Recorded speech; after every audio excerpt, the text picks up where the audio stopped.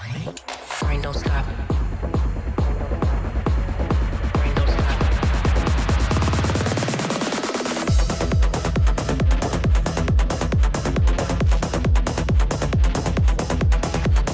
Brain don't stop. Brain don't stop.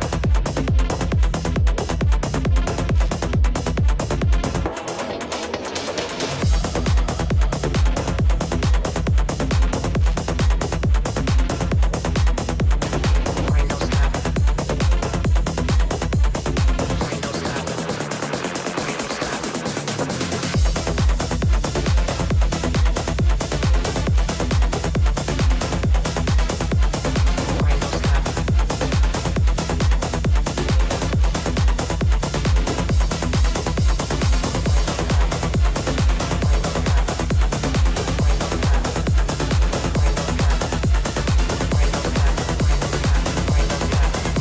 Brain don't stop.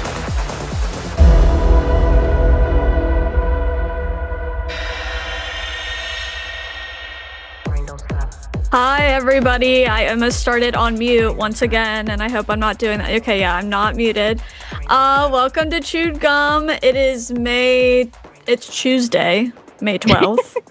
And yeah, this is a show about rejecting purity culture, challenging misogyny, and the effects of religious trauma on women. So if you want to call in and chat about that, and we also love when theists call in, despite how I reacted last week. I love when theists call in. I love to talk with you guys. It's so much fun. So if you want to call in for that, you can call at 720-619-2288. My name's Taylor, and we have Sarah again with us. Sarah, I'm so glad you're here again. Hi, I'm so glad to be here. I was thinking, I was like wondering who was going to be with me, and I was also hoping it was going to be you because I was like, remember how much fun we had last time? We was a good did. time. It was really fun. Yeah. So how have you been?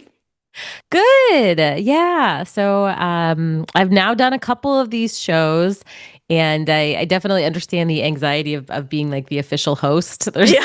a lot of Yeah. things you have to remember to click. Yes, always. And you're on your like own show, right? So it's me and Justin, and I think Thinker is also like the three of us I think are kind of rotating as hosts for the Devangelicals. So it's been That's fun. so cool. Yeah. Yeah, that's so fun. I love that. I'm trying to think of anything's new with me, but not really. I've been telling Alyssa that right after I got my tubes removed, I decided to start collecting Pokemon cards, which is really I guess Awesome. everyone's starting to have kids, so like I have to I have to find something super exciting to do. So I've been hyper fixated on that and just completely consumed with Pokemon cards and going to these really funny like convention show things, and it's been a good time. Well, wait, you go to like conventions? Yeah, like little shows, and it's really funny Oh my because gosh. a lot of times in those situations people will like they'll debate on like a price or try and, haggle, whatever you want to call Mhm. it.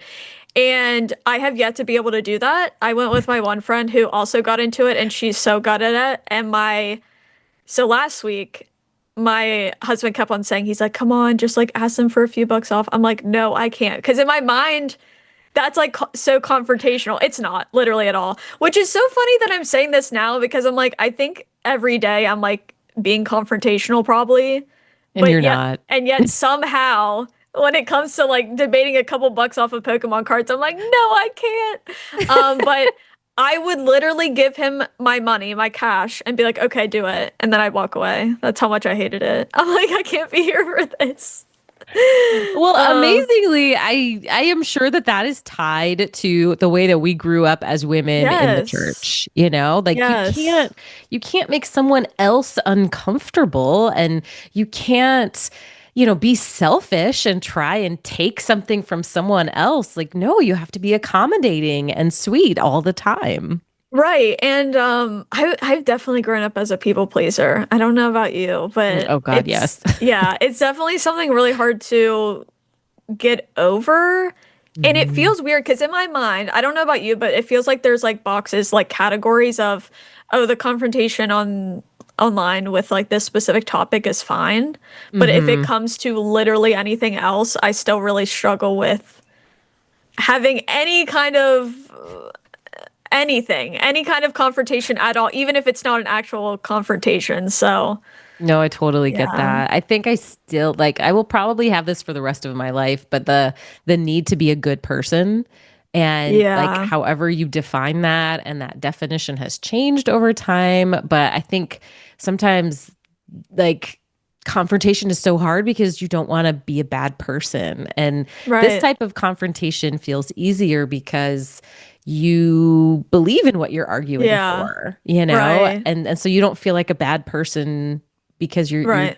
trying to be helpful. But yeah, Right. haggling a price is like, am I being selfish? Like, am I being mean? I can't do it.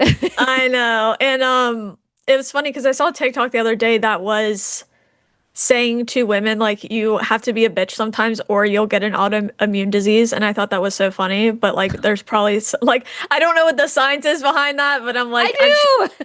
you do? Okay. Do you like can you tell me more about that? That's so funny. I did post a TikTok about that, that if you grew up religious, you're significantly more likely to have an Oh, autoimmune really? disease. I didn't see that Mhm. video.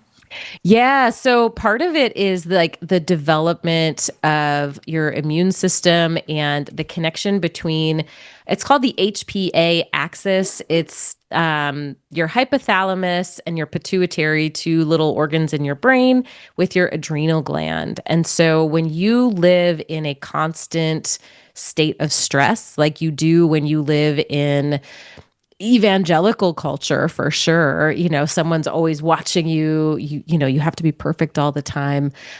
You are constantly activating that network and you're kind of constantly particularly releasing cortisol. And one of the things that cortisol does is it lowers your immune system. And so if you have this chronic reduction in your immune system, it basically throws it out of whack. And so autoimmune conditions are really common in people who have grown up in high control religion. That is just like that makes so much sense, but it's crazy It is, to I know. actually know there's like science behind that. That's wild because I just know a lot of people with like obviously I guess like you can have it no matter what, but yeah, I find that really interesting. Wow. Yeah. And it's more common in women. And I think, Yeah. you know, women I'm going to speculate, but you know, certainly the way that we grew up, you have to like you're not ever allowed to feel angry and yell at someone and Yeah. you're not supposed to be confronting and so you have to just kind of bottle up all of that and I think that can be extra stressful. Right. And then also like the whole like don't be a nagging wife or don't like Mhm. whatever, like always hold it in. Yeah, that is definitely something that happens way too often all the freaking time. Yeah. Um, I'm trying to think if I'm forgetting anything, guys. I think I'm getting better at leading sometimes, You're doing great. but I didn't start off muted, so that's just a good thing. Okay. So remember, guys, at the end of the show that for super chats of $5 or more, we'll read them at the end of the show. And I don't know. Is it? Oh, I'm gonna read the number out loud one more time. So if you want to call, again, call at 720-619-2288, especially Theus. We love to chat with you guys, and it would be really fun to call. And I promise I won't yell this time or call anybody stupid. I would never do that. Is that what happened last time? Yes. Okay, so I've never called anybody stupid. I've never called like nothing on my TikTok, nothing on anything. I've never called somebody stupid, but this guy kept telling me I was dumb and Oh. he kept on so I have to share that one of my biggest pet peeves I think are Phil bros sometimes Mhm. because they do this thing where they'll come on, talk about philosophy, which is fine by the way, but if you don't have the philosophical terms memorized, they will talk to you like you're an idiot. And we had every single caller that called in was that person last Oh time. God. And I got so tired of it. But I think it was like the first person who called that I was actually the most mad at because they're like, not to be disrespectful, but like, are you stupid? They just kept saying stuff like that. And then at one point, Alyssa was like, well, we're not calling you stupid. I'm like, yeah, she's not. I am, though. I am calling you stupid. Because he would ask weird questions. Like one of the questions he asked, I swear, was something like, "Do you accept philosophy?" I'm like, "What does that even mean? I don't even know what you mean by that." Like that is so yes, yes, but like, what are you even like? What is that even? I don't know. Right. But yeah, anyways, maybe Phil Bros don't call, but everybody else call. And you can even call about, talk about philosophy as long as you can communicate like a normal human being. That's totally fine. I have nothing against that. But Yes. Absolutely. I've had the exact same experience. yeah. Anytime they're using their fancy words, I'm like, oh, I'm gonna get talked down to. I know, and it's so interesting because if like these spaces you're like constantly talking about philosophy, you're just not using certain terms, or at least I'm not using certain Mhm. terms. And so I think one thing that frustrates me is when people act like you can't just talk like human to human, like if you don't know the terms or like it's like such a big barrier. I'm like, it's actually not. If you Right. just communicate with people, it's totally Mhm. fine. But I was telling my husband, I'm like, I'm pretty sure I'm just gonna take go back and take another like philosophy 101 course just out of spite so that way I can use all these words and like You don't just even need a whole course, honestly. You just need like bring the up main an Excel ones. spreadsheet and it has like the 10 terms that they typically use, Yeah. and that's it. That's all you need. Right. Yeah. No, I agree. That's a good idea. All right. Let's start taking calls. Let's bring in, oh my gosh, I don't have my sheet of all the abbreviations of states because it's been so long, but I think I got it. Let's bring in Dan, who is from California. How are you, Dan? Hey, how you guys doing? Hey, first of all, I just want to say, Taylor, you kind of had a right to be upset. So I saw that one. So I'll give you Thanks. justification for that one. Yeah. Thank you. I And appreciate that. oh, go ahead. I'm sorry. Oh, I was just And saying I Sarah, I appreciate just want that. to say you and Justin are an excellent team together. I've been Oh, absolutely impressed by you guys. So I just want to give you kudos. Oh, well, thank you. We do the good cop, bad cop thing pretty well. Yeah. Hey, I wanted to get you guys' perspective. I like to hear, and this may be a short call. Of course, I'm not a believer. I have a nephew. I have a nephew who is definitely not in Christianity. He's in a ruthless fundamentalist group or family, which is my cousin. And I don't really like him. He's a self-righteous kind of a jerk, and he is putting a lot of unnecessary pressure. Plus, this person is questioning their sexuality, and they want to do an intervention on him. And he started getting pretty teary-eyed about it. He said, "I can't do this unless you are there." And I said I would be happy to come, but I haven't fully revealed to the family kind of where I stood. I've kind of kept it aside, but it's going to open everything up because I've done these debates. I know the Bible not as well as probably Justin does, but I did take theology, and I know all the problems. And I'll be honest with you, I'm kind of really been upset with them. And I'm afraid that I'm going to probably come in there swinging, not in a, in a bad way, but I don't know if I'm going to be really easy about it. I'll probably start off that way, but do you think I should even do this, come in and help them, or do you think I should support them? I feel like I should, but if you disagree, I'm kind of curious to hear what both of you have to say. So just to clarify, your Sure. nephew, like the rest of your family, is holding an intervention for your nephew, and they're holding an Well, intervention because he's questioning his sexuality?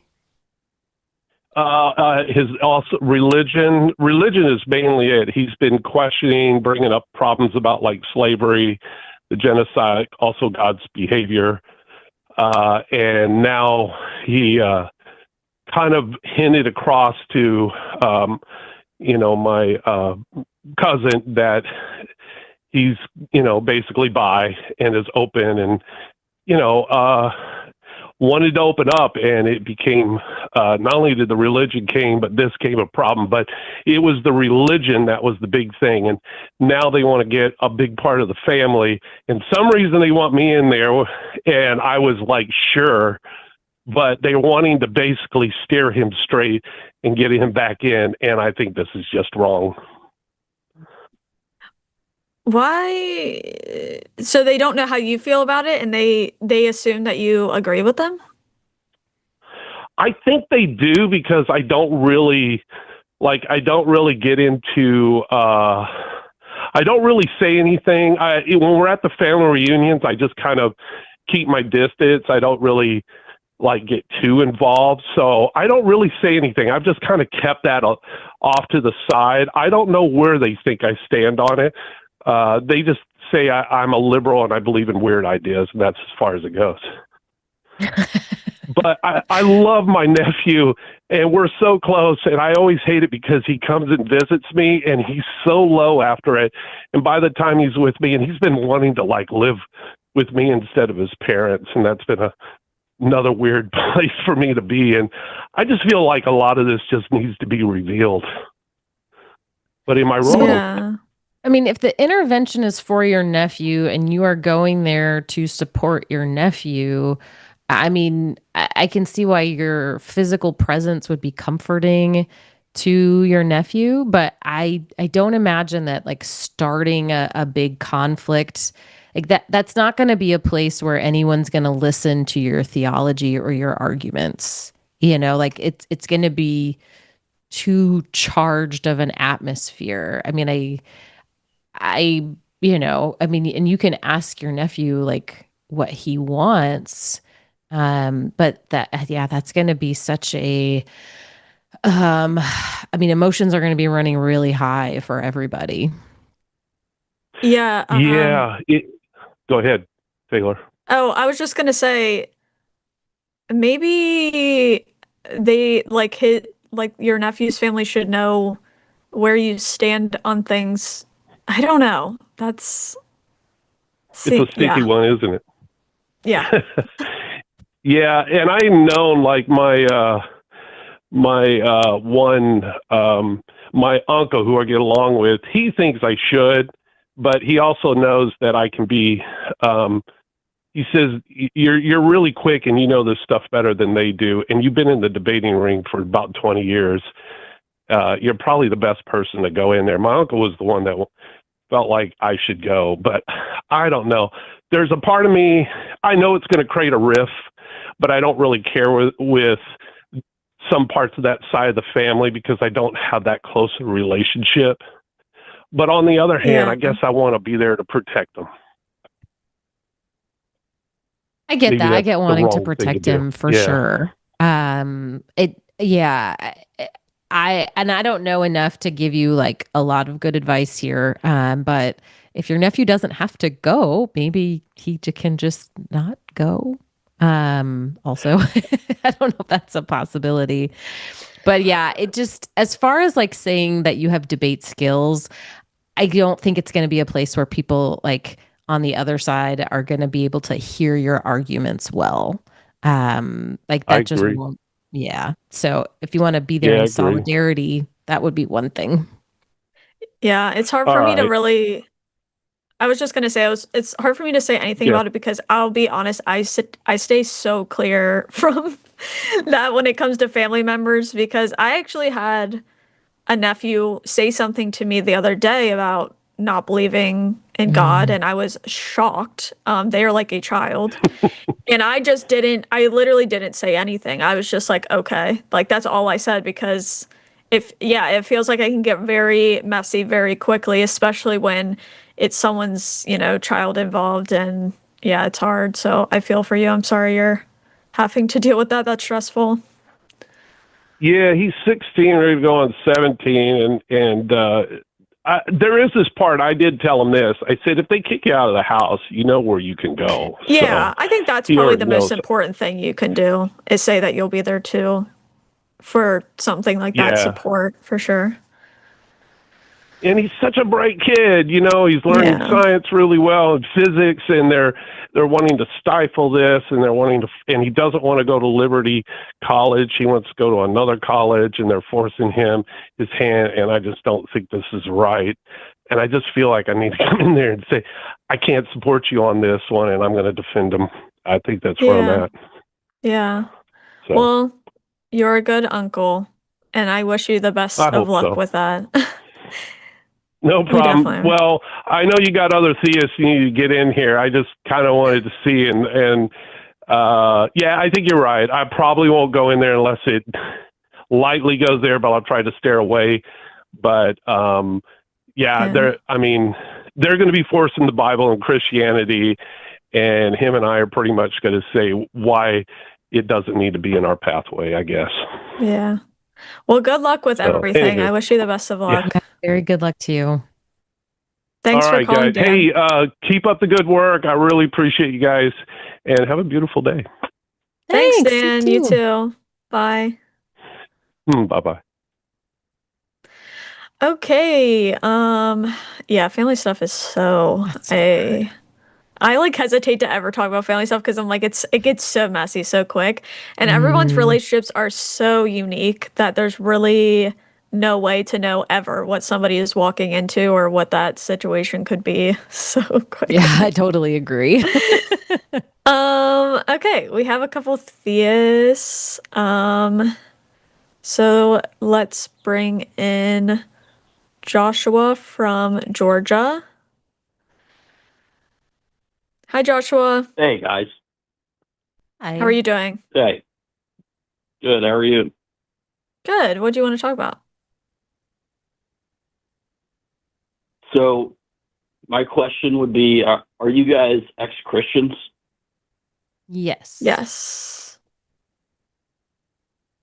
So, my next question would be: okay, did you, find some kind of greater truth? What did you find that was better? For me, it wasn't about finding anything better. I was no longer convinced any of it was real. So there was no point in faking it. Yeah, same. Okay, so you guys really don't have anything, better to tell the world. You know what I'm saying? Like you went from Christianity to just nothing. I mean, as far as religious beliefs, I have no religious beliefs anymore. So I'm not telling the world anything about my religious beliefs. Is that what you're asking? Well, I'm trying to figure out, how you guys figure out what is right and wrong, because from your prompt, it would say you don't need, or women don't need, a biblical life. So another question I would have would be, how did you come to the conclusion that women don't need a biblical life? Well, I give a lot of criticisms because I think that especially certain religions really integrate sexism into their entire thing. So I think a lot of times religion teaches women they need X, Y, or Z, or they should do X, Y, or Z, or they can't do X, Y, or Z. And I think women can choose for themselves. I think it would be beneficial for people to think for themselves and decide on their own what makes them happy or what role they want to take. I When you say like choosing, like, are you choosing just like nothing or whatever? It's not about choosing nothing. It just isn't as black and white as religion. So I can't say I just like chose like way of life, I guess. I don't know. There's like so much, it's like so broad that there's so much to talk about when it comes to that. But yeah, I don't think women need religion. Are there, obviously this is a generalization. I recognize that sometimes people feel like they benefit from the structure of religion and things like that. But yeah, I don't think it's a good thing to tell women that they have specific roles just because they're women. And as far as your question about like where do morals come from, morals develop when we as humans are able to experience empathy and use logic. So we can, our brains are complex enough that we can understand cause and effect, right? So if I do something, I am able to understand, oh, that's what I caused. I did this thing, here's the result. And when you pair that with empathy, then I can understand, okay, my action caused pain to this person. And I have empathy, which means I can feel their pain with them. And so that's how you develop a moral code. That's the basis of it. Obviously, there's more complexity and nuance, but if you're asking like where it comes from, that's the baseline. So what in empathy tells you that, or empathy or logic, how do you know if causing someone pain is a good or a bad thing? Because I have felt You pain. you just feel it? No, I have felt pain, which means I understand that it hurts. Therefore, I hurt when I cause someone else pain, and I don't want to do that. Yeah, but why don't you want to do that? Because I have felt pain and I know what it feels like. And also, we know that as far as living in a society, we know that's not a productive way to go about things. We know from our evolution that working together as a team or working together as a society and treating each other with a certain set of standards helps our survival, it helps our health. So if you're treating people well and they're treating you well in return, you're going to live a happier, healthier life, which most people want. So I would say it's also beneficial to the person to live that way typically. I mean, if you live your whole life being an asshole, typically you're not going to live a very happy, healthy life, right? Well, yeah, I would agree, but I think what I'm hearing is, I think you're probably not saying this like consciously, but what I think the conclusion of what you're saying is, if I feel or have empathy, that is what dictates what is good or bad. And so you essentially are the arbiter of right and wrong.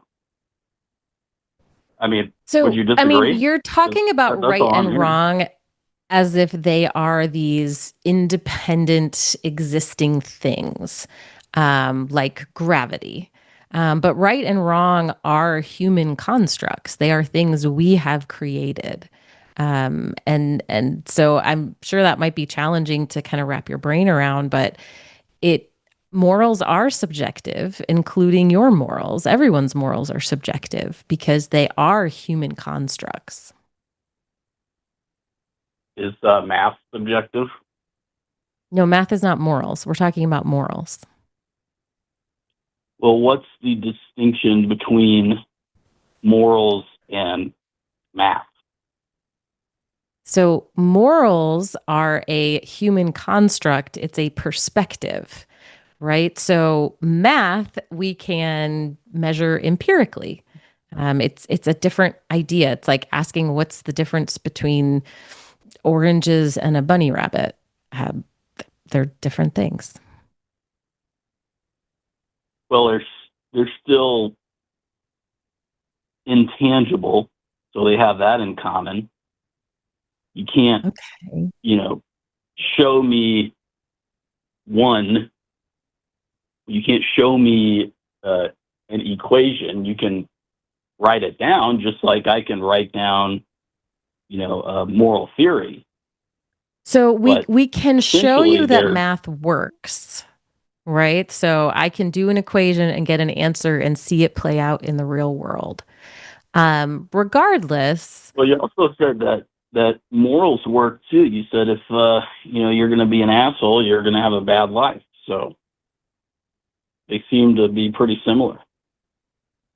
hmm so again, this is all a matter of your point of view, right? So when a lion is chasing down a gazelle and the lion catches the gazelle, has something immoral happened? No, Why not? because they are just following their natural instincts. They're actually there is a level of imperfection that is happening there because they're not acting in their perfect state, but there has not been a immoral action because it's in their nature, in their design to do so. Okay, so when humans sin, it's in our design to do so, right? No, it is not in our design to Oh, so we uh, don't have original do. sin.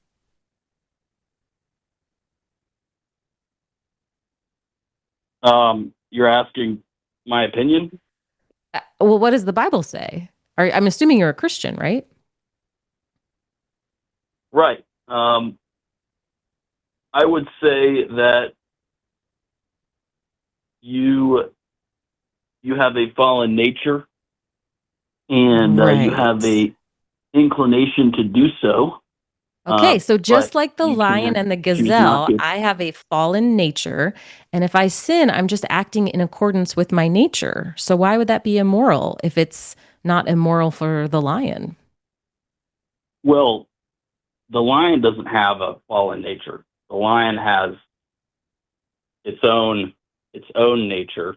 A human has a fallen nature, So and the you can lion was either not you have affected in the free will, fall. you can Like choose one or the when other. Adam and Eve You're ate two the different things. apple and the whole world fell, the lion stayed in its original perfected state.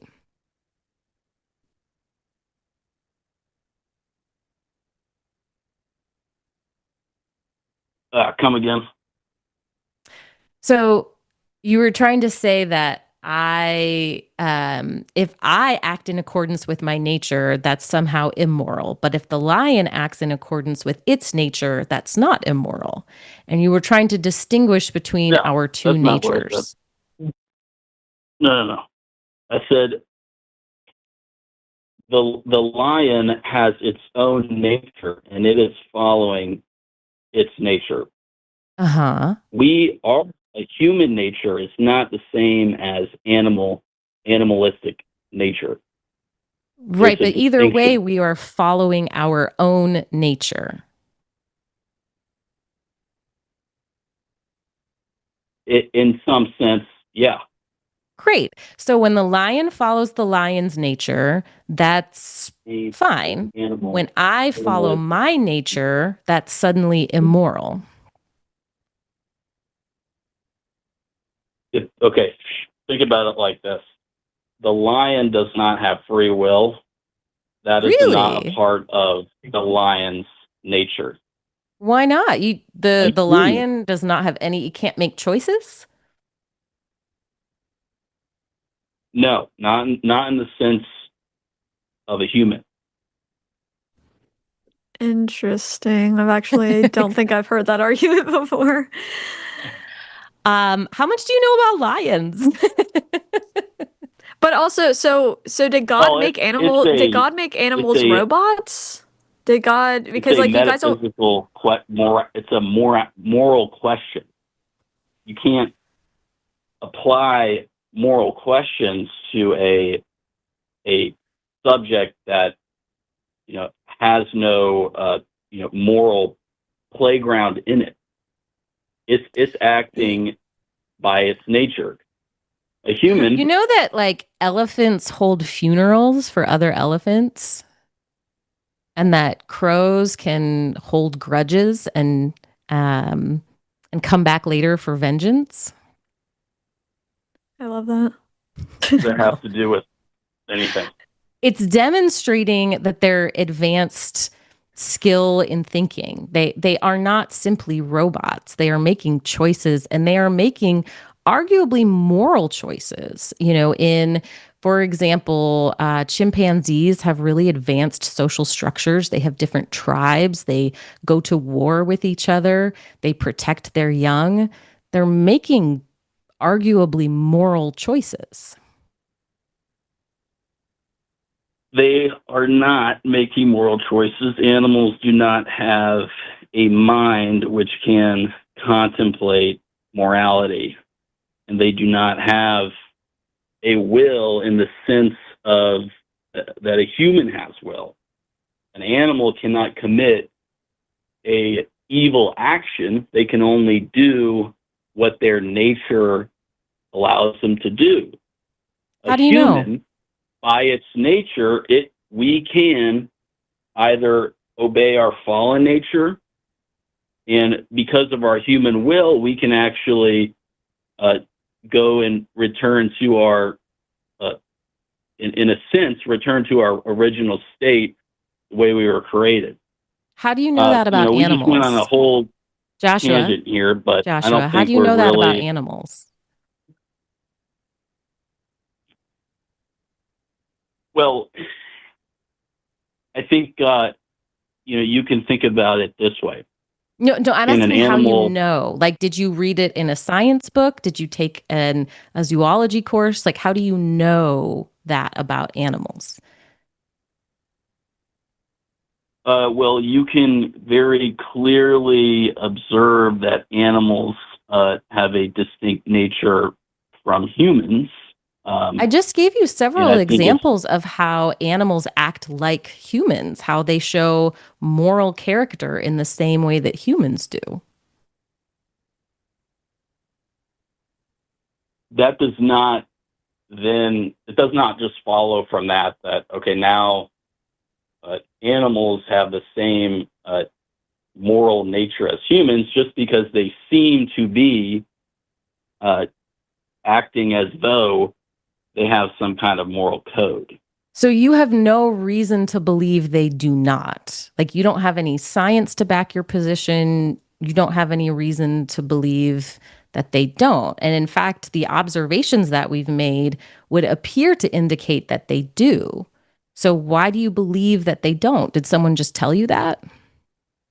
Well, here's the problem you're having here is you are making an observation with no empirical evidence and telling me with no science to back it up that animals have morals. And then Actually, you're it's flipping it on me and that saying, way. oh, no, I gave you you can't just make specific an observation examples. like me. You have to give me the numbers on how animals definitely don't have the same nature as human beings, which very clear, Joshua, like you said, I can observe Joshua, I'm gonna need that you to stop for a animals minute. are, Joshua, they're acting in this certain way. Can I Joshua. finish? No. Can I finish? No, because you cannot. Oh, I can't finish? No, you can't, because Oh, you just so you're explained shutting that that I down? did not bring So you you any concede. evidence, You and I concede. did. And yet you You concede the have point. not brought any evidence at all. And when I asked you for evidence, all you did was say that I didn't have any. So I want you to answer my I question never first. said that. No, never Do said you that. have scientific keep or interrupting. empirical evidence Every that time animals I do try not to have? explain it, you just interrupt. No, what you said before was you were Yeah. explaining that I didn't have evidence. What is your evidence that animals do not have morals?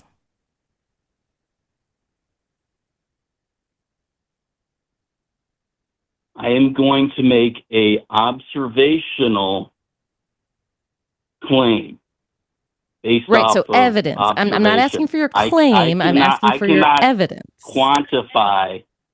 Can I finish? No, I asked for evidence and you started saying that you didn't have it. So do Okay, you have let me ask evidence you, or what yes kind or of evidence no? do you need? Okay. Sorry, Joshua, what? Sorry for taking us down a long You, rabbit. what, you want me to No, give it's you fine. numbers? What do you want? You want a No. It's scientific? fine. Joshua, let's talk about, I don't know. I guess what you originally started talking about. I guess what makes you believe, it seems like you believe that your morality makes more sense than people coming from a secular standpoint. Is that right? Well, no. I mean, the question I think I proposed when we started was, okay, you guys have some alternative, right? What's the alternative to To me, living the a biblical life? alternative, the alternative is working with what I have, working with what I know, the information that I have, trying to learn more or my experiences, whatever, and knowing that, to progress in society, to do well in a society, people need to work together with when it comes to things that, mutually benefit us all or whatever it might be. I'm confused, like, why. I don't know. I guess I'm confused what is like wrong or what the issue is with that is what I'm trying to figure out. Well, the problem with it is that I think you both are kind of saying the same thing. It's, And what's the issue with that? well, if you let me finish the sentence, you guys are both saying the same thing, and correct me if I'm wrong, but it's basically this. I have empathy and I feel, and from my perspective, that is how you must understand what is right and wrong. It's from my perspective, feeling things and putting myself in someone else's place, and that is how you got to figure things out. I never said you have to do it that way. I think it's beneficial for society if you have things like empathy and you care about empathy, if you care about society, yeah, you'll probably want to view the world in that way to some degree. And I guess what I'm asking is, what is the issue? Well, the issue is you're saying, okay, you should disconnect your whole life from God and come join me in my life where I don't know anything. I don't really know how to tell what's right from wrong. I'm just figuring things out. Hold on. Joshua, I'm not telling you that, like, where are you getting any of this? I don't think your religion should dictate, what I do or what society does. But if that's where you want to get your morality, whatever.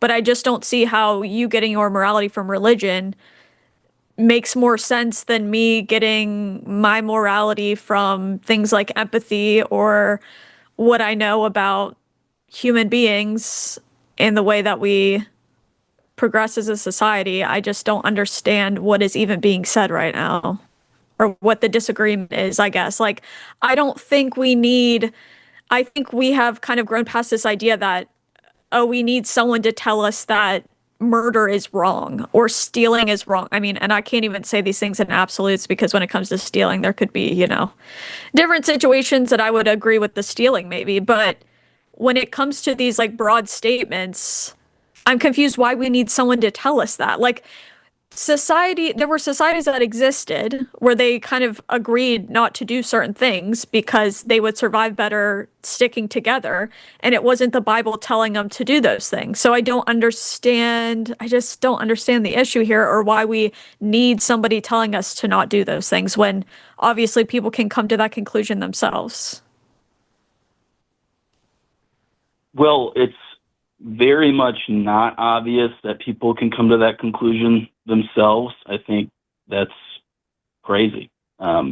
People Why is that definitely crazy? come Do you think the wrong conclusion. do you think the all the time. Bible, do you think Christianity invented like not killing each other, or what are we saying here? Well, I would definitely say yes, Christianity invented that. Oh my God. But I would Wait. also say you said murder is definitely wrong. Oh boy. So why is That's murder not- definitely wrong? That's That's not what not I what she said. I said. never said it was definitely wrong. I said it would benefit us to live in a society where we're not killing each other. But also, so Why? if the Bible, why? Are you saying why? Why?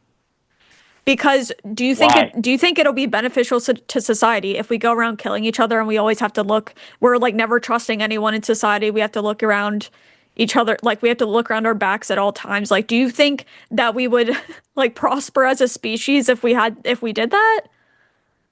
Why? How do you know what is beneficial, and why is it important that a society prospers? You don't have to care about those things, but if you care about living a happy, healthy life or whatever, you're probably going to care about those things. There are people who don't care about those things. We normally say they have something wrong with them because they don't have the ability to have empathy or feeling towards anybody else, right? What's wrong you with agree them? According to you, So, how do you? Joshua, what's wrong with them? They're just feeling their feelings. If someone wants to live their life killing people, then they are not welcome in our society because Yeah, exactly. and if they want to live in, isolation by themselves, they are free to go do that. So if you want to participate in a society, we have collectively created rules that help that society function. Okay. Now what I'm hearing is it's not based off of empathy. Now it's based off of the collective opinion. It's based off of multiple things. The issue I think that a lot of Christians take with morality that's not handed to them, saying that this is bad or this is black and white, is that there are multiple contributing factors to this. It's not this black and white thing. There's a lot of nuance, there's a lot of gray areas, there's a lot of conversations to be had, like there is in in so many different societies. Like there are things discussed constantly where like pros and cons are being weighed, whatever. I think that a lot of people are just genuinely uncomfortable and it shows in this conversation that I'm just not like, oh, this is always wrong, this is always right, and that's a fact. And I think that people are just more comfortable being told what to do, but that doesn't mean that the way I'm viewing morals is wrong. To me, you're choosing your morality too. I think you're choosing what you want for morality just the same. It just looks different. Sure. And a lot of Christians claim morality is objective, but it's not. And I can explain why if you would like me to explain. Well, before you do that, I think I am hearing you guys say murder is definitely wrong, and then you turn around and say No, you are not hearing that. So murder is not definitely wrong. Is what you're saying. There's no higher being like giving us this thing saying this is objectively wrong. I think there would have to be a higher power saying, because the entire universe we live in doesn't care if we live or die, is what I'm trying to say. So it's not like some higher being is telling us what's right and wrong. We get to decide that. We get to decide morality and what's important to us.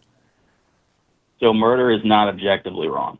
Oh my God. So is the only reason that you think murder is wrong is because God told you? I asked first. You gotta answer before I answer, because I asked first. We answered your questions 3 times that no, murder is not objectively wrong. So now my question is the only reason you think that murder is wrong is because God told you?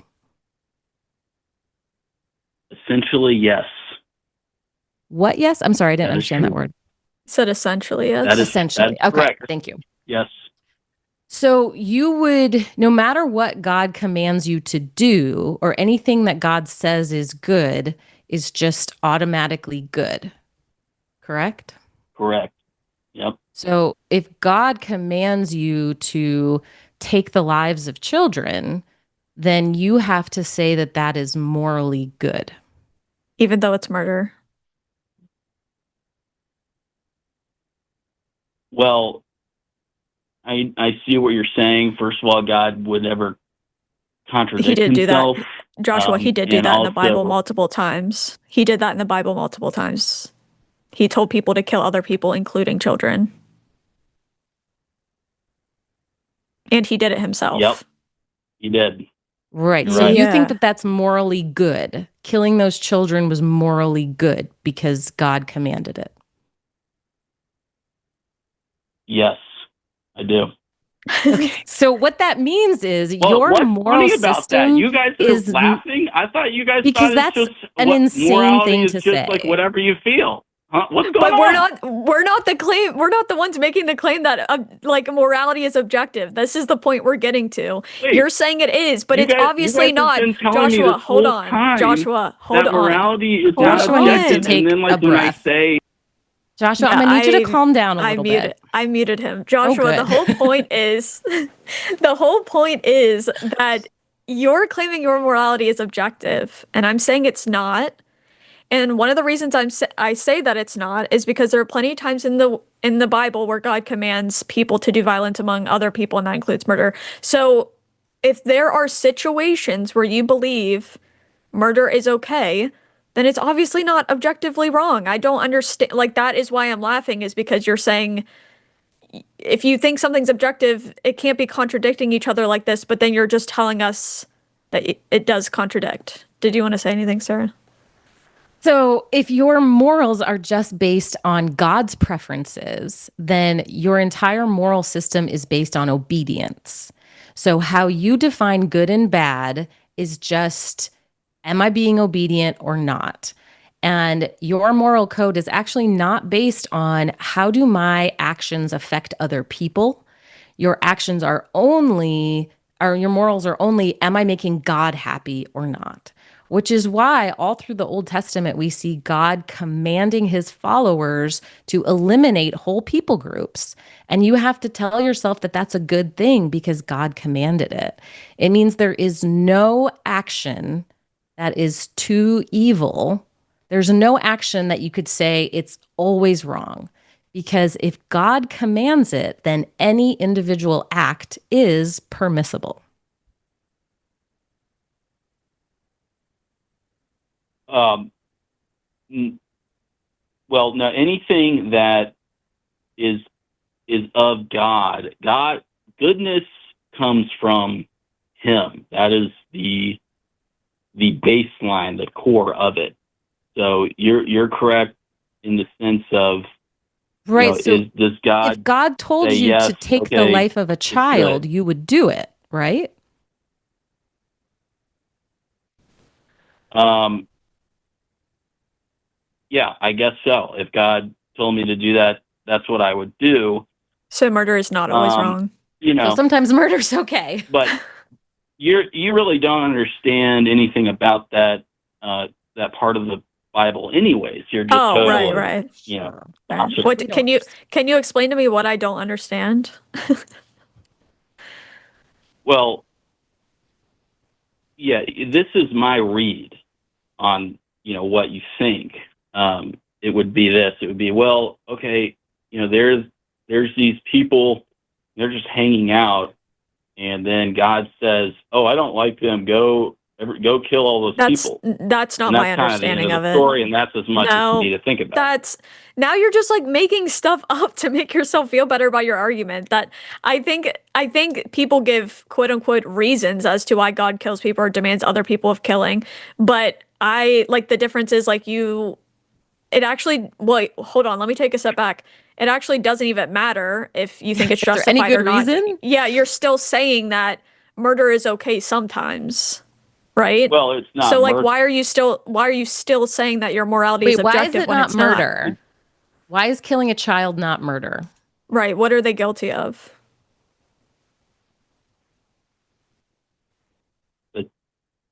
Why is killing a child not murder?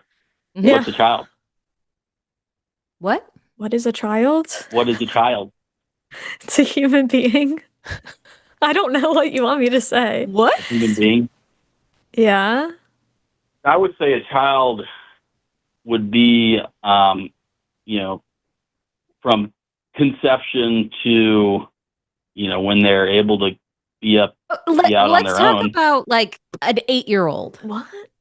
If God told you An to 8-year-old. take the life of an 8-year-old, you would do it, Um, correct? yeah, I mean, let's imagine a scenario where that where Okay. that makes sense. Yeah, Instead of how just would that saying, ever be justified? if God told you to shoot an 8-year-old, you would just do it, right? You would just pull out a gun and shoot an 8-year-old, and that's a totally reasonable way to think about this. Okay, give us a good Like, way come on, that it's reasonable. Give us a way that it's not murder. Okay. I would love to hear it. An 8-year-old, which this happened before, they line up 10, maybe it wasn't 10, but, let's say an 8-year-old lines up 10, steals 10 babies and puts them all on a train track and kills 10 babies. And, This has happened before? God said, well, give him the death penalty. I mean, maybe. When did that Because happen? that's the kind of scenario. There is an instance where two twin, I think they were 11. They stole a child out of a crib and put him on a train track, and the train ran him over. Why do you think we don't? But Why do you think he just didn't have empathy, and so from what Joshua. really nothing wrong happened there. Joshua. He was just doing what he was feeling. Joshua? We don't- Joshua, Yeah. why do you think in today's age we don't put children to death? Why do you think we don't do that?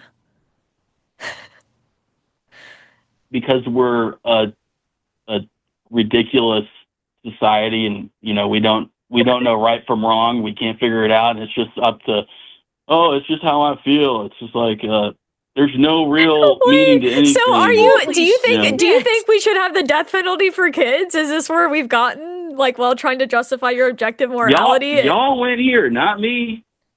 Oh my gosh, So Joshua, yes- can you answer the questions we're asking? Like, would you advocate for the death penalty for kids? That's where this has gone, and it's super weird, I think. But on another note, I want to ask, in the Bible, when God kills kids or he demands the killing of kids, those kids haven't murdered anybody.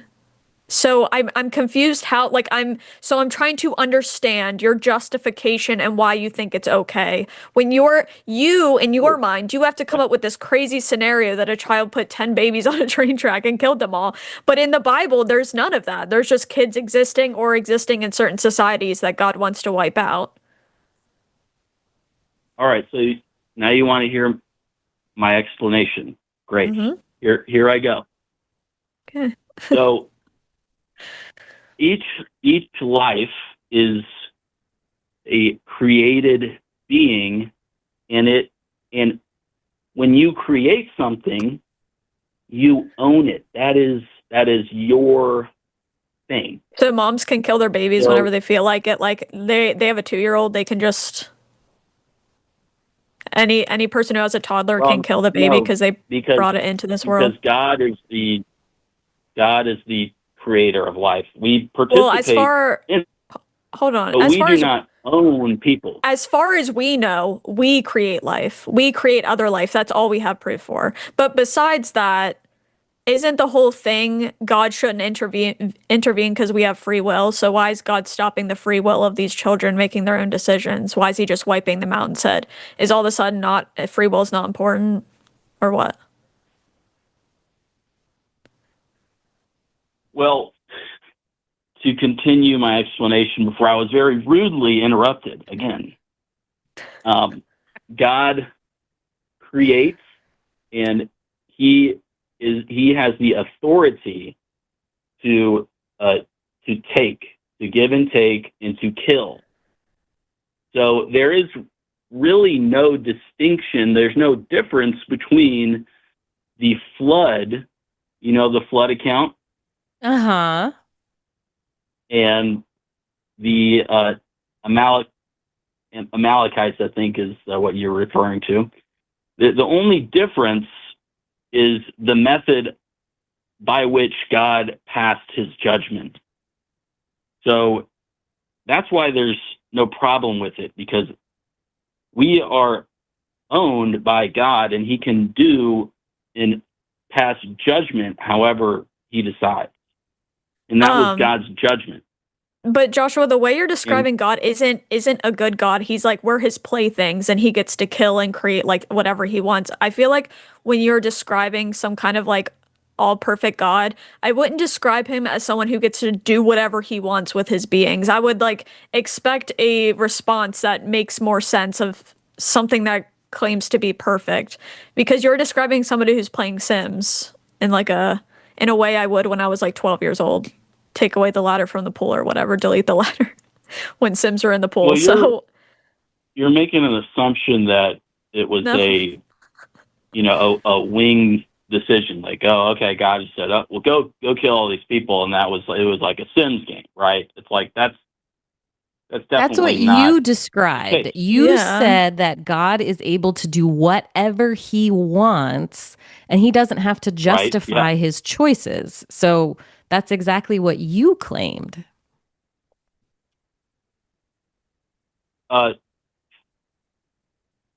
His choices are justified. He's never doing any of it for no reason.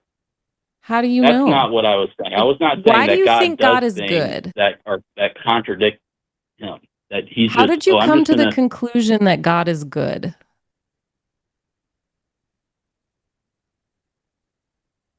Well, you can look at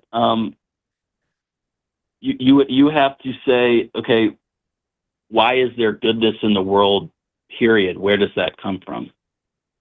Why is And- there evil in the world? Maybe it all comes from God. Maybe I'm not- God's kind of good and kind of bad. No, he's not kind of good and kind of bad. He's all good. why? And that's another great question. Why is there evil in the world? And another follow-up question So I how would have did to you you decide is, that God was good? Like when you read the Bible, how did you decide, oh, this is a good God. I should worship this God because he's good. How did you come to that conclusion? well, you can look at God's revelation in Jesus Christ. How does that make him good? Well, you sort of have to decide and come to that conclusion with your own senses. Almost You know, like there's you no- made, so you used your own feelings to decide whether God was good? Well, essentially, yeah. Didn't you judge us for that? Didn't you say that's a bad way to go about it? Well, no. There's a total difference. It's like, yeah, I do in some sense, look at the world in a similar way that you guys do. But the difference is y'all have no follow-up, no answer. Neither do that you. was my original question is, So you have okay, so you have no follow-up no- or no there's- answer to why God is good. You've based your entire life on following this God, and you can't explain how you came to the conclusion that he's worth following. Why is he good? I just explained it. You just said you have to feel look it. at- Yeah, so it's you're look at the basing your life scriptures. on the same thing that we are. Feelings. And that's like one of the But reasons I'm trying to tell The you. difference is you're leaving everybody with no answer. So I are submit you. myself to the Lord. You basically say, "Oh, I'm just going to submit to myself." There's Joshua, Joshua, you are leaving difference people with a world in which killing kids is okay. Right. And like, can we talk about the point where you're trying to justify God's heinous actions to the point where you're advocating for the death penalty for kids, and like you want me to believe that my morality system is like not as good or not as structured, but I'm not the one advocating that we should kill 8-year-olds. So I don't Well, it just doesn't make It's sense to me. absolutely more structured than yours, because when I ask you, okay, what's wrong? Why is it murder wrong? You basically have no answer, and then all of a sudden We I say, did okay, have an well, answer. I We would did say have answered you. you We can had do the death time. penalty I for a did kid, have an and you freak answer. out. I did have an answer. Makes You no just don't like it. You literally refuse to like take my answer, and I can't help that. You just don't like. You're never going to accept something that's this big guy in the sky Okay. told me not to. And that's what your issue with it is, like you don't like that I just value other human beings and that I want our society to progress. That's not good enough for you. And I don't know what to do with that, but that's what I care about. And a lot of people Well, it's not obviously good enough care for about anyone. that. That's great that you feel that. and that's good. But Like you feel God it's is not good? Yeah, enough I guess for so. anybody. I It guess so. doesn't I guess help we're anybody that both you just feel that way. feeling things. Like I don't know, but that's my point. Is both of our moralities, like yours doesn't make more sense than mine. Like it just, I don't know. This wasn't.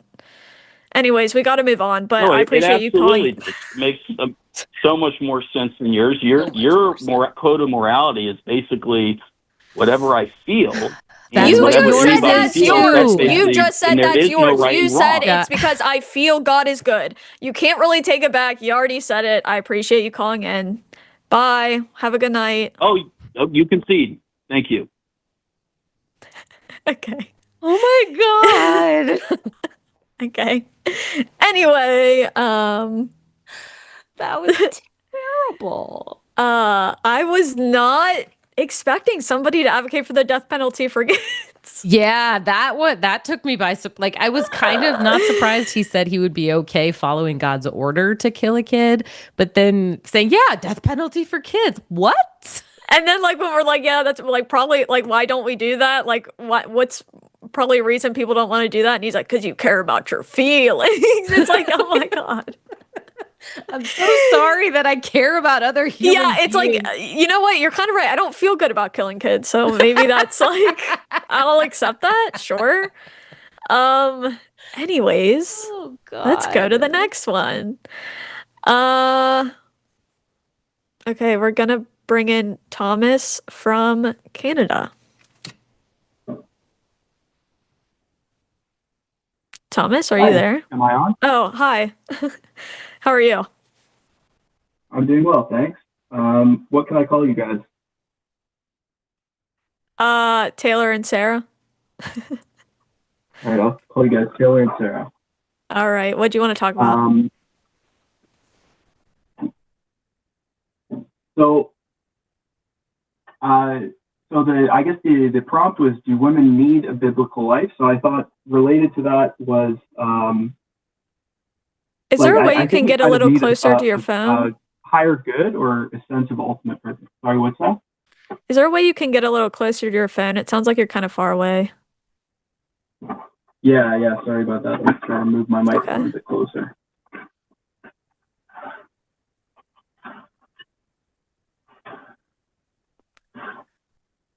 All right, is that a bit better? Yeah, I think so. Sorry, go ahead.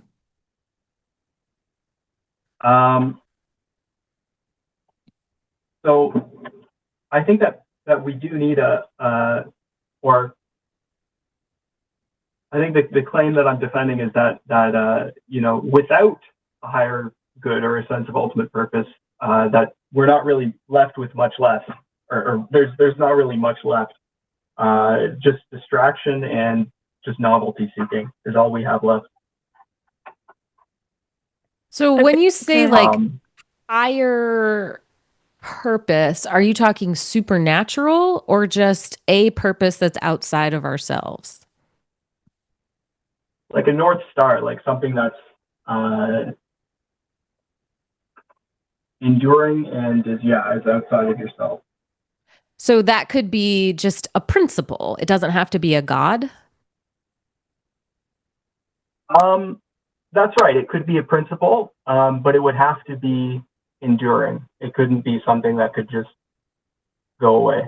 And that's why. So like love. I don't. When you say go Oh, away, what does that okay. mean? I mean, yeah, I guess you could say it could just be love, as long as you have a good handle on what love is. And yeah, that could be it. When you say go away, does that mean end? Like, what does that mean when you say go away? So like, for example, like you could try to create your own meaning, Mm-hmm. but then that's only going to, give you a sense of purpose for basically as long as that sense of meaning can abide in you. So if something ever happens to you, and we're all going to get old, we're all going to maybe one day get sick, and you're not going to be able to always live up to maybe your own self-created meaning in that sense. So Why? Yeah, wait, what if we do? What if we create meaning and it lasts our whole lives? Is that fine then? Um, I mean, I don't know anyone who's like that, but yeah, You yeah. You Give me an don't? don't? example. What? You don't know anyone like Yeah, you've yeah. never Give me an met an example of atheist that. who like lived to be like old or even lived to be to the end of their lives that just like lived for something? You've never met someone like that? Were they living for something though, or were they just kind of distracting themselves or seeking novelty? So even if they were, let's say even if they were doing that, like I don't know. I'm confused. Like you're kind of talking as if for something to be worth living for, it has to last like beyond yourself or what after you die or something. And I'm confused who like made up that rule. Like if someone's just living for the human experience, I personally think that's fine. I think that's perfectly fine. I don't understand what's wrong with that. I think that's just an unwise way to live. Like that will basically lead you to suffering and kind of Wait, like leave you anything kind can of lead with an existential vacuum that you're trying to fill with distractions and novelty, right? anything can lead you to suffering. I've had depression as like when I was a Christian. I've known Christians who have suffered in very terrible ways. So I guess like people can suffer from like mental illness or whatever regardless of any of that. So I guess I just don't see your point. Well, they can survive that, right? So like there's a famous quote from Some people don't. there's a book with the with the right why you can suffer through anyhow, something like that. It's Frankel, So Man's Search it for sounds Meaning. like He talks about this. you With have the right some why, you can approved survive anyhow. whys and some not approved whys. So if Yeah. my why is that I want to experience human life, I want to be here and be human. That's my why. That might be enough to take me through some really difficult times. Is there a problem with that? It seems insufficient. I mean, like there's maybe some good things that are going for that, but it seems like, I mean, what if your view of life changes, right? Like, so like, your friend, I think Taylor is saying that, there was this time where she was depressed and basically in that case, her view of life would be that it's very depressing. No, your view is to experience life. Like let's say that's my goal. I want to keep going so I can experience life, all the ups and downs of it. I think you're kind of, so I think that could even be a good principle if you have a right understanding of life. So it's like, if your There is no understanding of right life is understanding that of life is life. suffering, then I think that's not going to be a very abiding principle. Let me If ask you're you this. Even Are you, if oh, your sorry, go ahead, understanding Taylor. of life is something that's more transcendent, like life could be more godly, I guess, then yeah, I think that could be a if more sustaining if someone principle. if somebody told me that their understanding of life is it's like full of suffering, I would not in any kind of way say that's the wrong way to understand life. That's like there is a lot of suffering in life. I just don't like Well, no, I mean I think it's like that you're depressed and that like life is ultimately about like suffering and that it has no yeah, meaning I or still wouldn't like say it's these are the the I kinds of things still that a depressed right. person would Right. I usually still think, wouldn't right? say that's the wrong way to understand life. I think that they can like seek help to obviously like continue living and getting through life, whatever. But this idea that there's like a right way to see life sounds naive to me. Like it sounds like you're just picturing life one sort of way and you can't imagine somebody else viewing it a different way or being okay with it. Like Well, I'm saying they're that it won't be a sustaining principle for the person You don't if know they're viewing that life though. as Like, I don't understand how you're coming to that well. Do conclusion. you agree with me that if a person is viewing that what their life is suffering, then they're probably going to end their life, or I it's not going to I feel like sustain I them. can speak to this to an extent because I've had depression my whole life. I still do.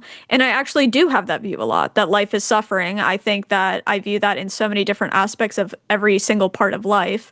But to keep living, yeah, I think you like have to, you know, take certain steps or whatever. But I still just wouldn't, I don't know, saying that that there's only like one, like or some right ways to view life just doesn't make sense to me. I don't think it's about that. I think it's more But complicated when than you get that through your and very depression, isn't that subjective. what gets you through it?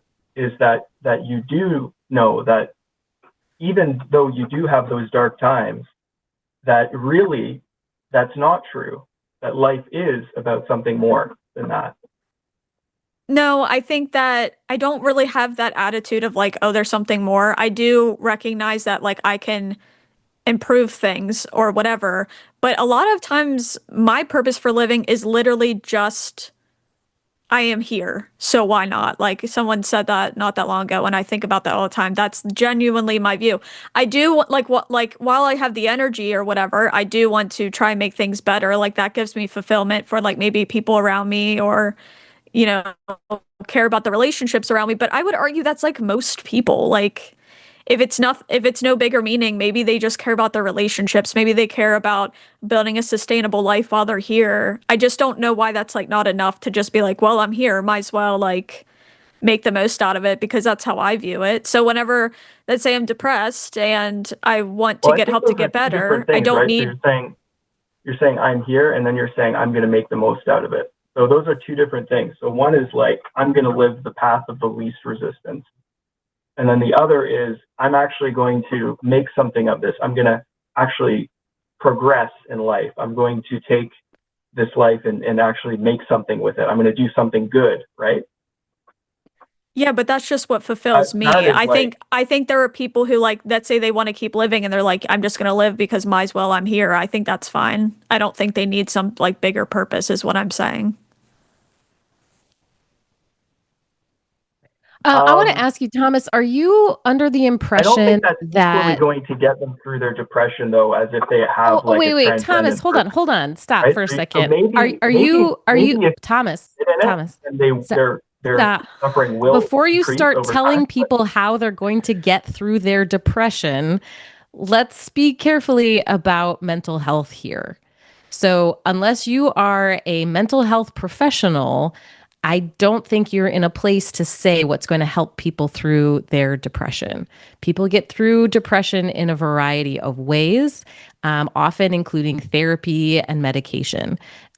And so, I think depression is a but medical can't we condition. agree It that there is are better and worse ways to get through depression? Like, so for example, if you're trying to no, get through your depression Thomas. by No, I saying that my no, life is no, maximally no, like no, unpurposeful, and no, I think you're probably not going to get through your depression But that way. here's the thing. Whereas maybe Here if you think actually I have compelling reasons to think that I really do have purpose and that I can get through this.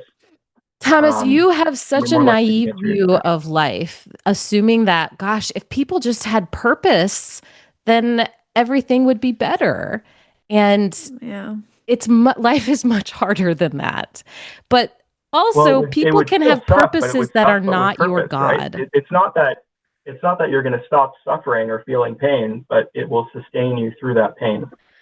Okay, so I feel like we went from needing like a good enough purpose to like I just do you think it's a good enough purpose for people to say I'm living so might as well just find a way to live that makes me most comfortable or whatever? Do you think that's good enough? Well, I I I think it's insufficient.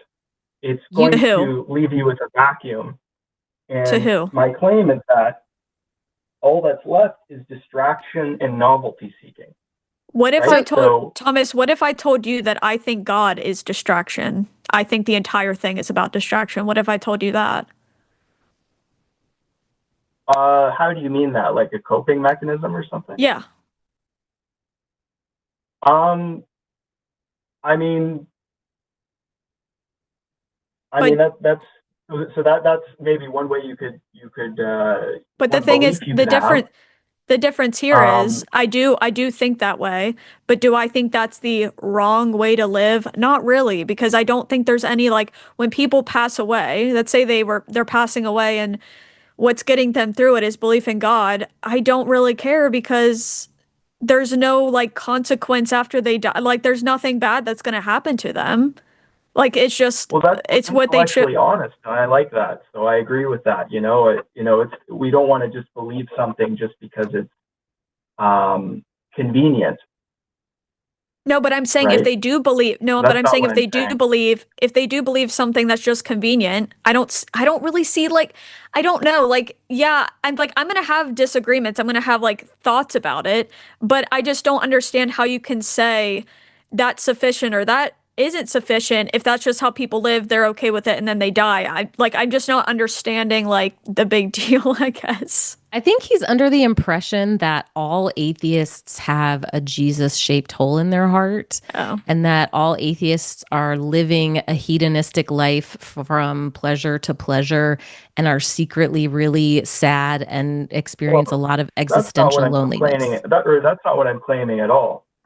So you do think Because that if you think atheists could be sufficiently you don't, fulfilled? if you don't have any ultimate horizon, right? It's like all of your good deeds, right? No matter But who what you gets to do, decide? as soon Who as you gets to die, decide what an ultimate horizon all is? I'm trying to ultimately over, understand that. right? Who So gets to decide So and what you the just ultimate horizon contradicted is? you yourself. take away Like the meaning of everything you've done in your life as soon as you die and you disappear, right? So that's there's okay. no Yes, I don't great. ultimate I No think one purpose or needs meaning that. I to don't think there anything, is an then ultimate purpose or meaning at all. exactly. So that's a hopeless ideology, No, No, it's right? That's a not. hopeless worldview. Thomas, Thomas, it sounds like you think if But something if this is something where just the ends, distraction like it's a part comes in, problem. right? Because you ultimately have to distract yourself from this No, idea that oh as my soon So as you gosh. die, all of your deeds are going He to be does think wiped away. exactly what I said Everything he you've thought. done. He just doesn't want to say it, but Thomas, he's going to say Thomas, it I have a now. question. What am I finding a distraction from exactly? The meaningless of your life. What? Wait, who gets Meaningless. to Thomas, who gets to decide what is meaningful in my life? Who's deciding that for me? It sounds like you're trying to decide that for me, and it doesn't make sense.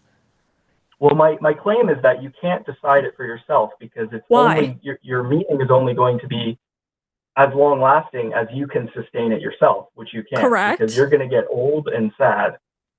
Whoa, You know, whoa, whoa, you're going whoa. to get Hold sick, on. you're going to get Oh, depressed. You can't Thomas, sustain it on your own. You need I keep something trying to outside of ask you yourself.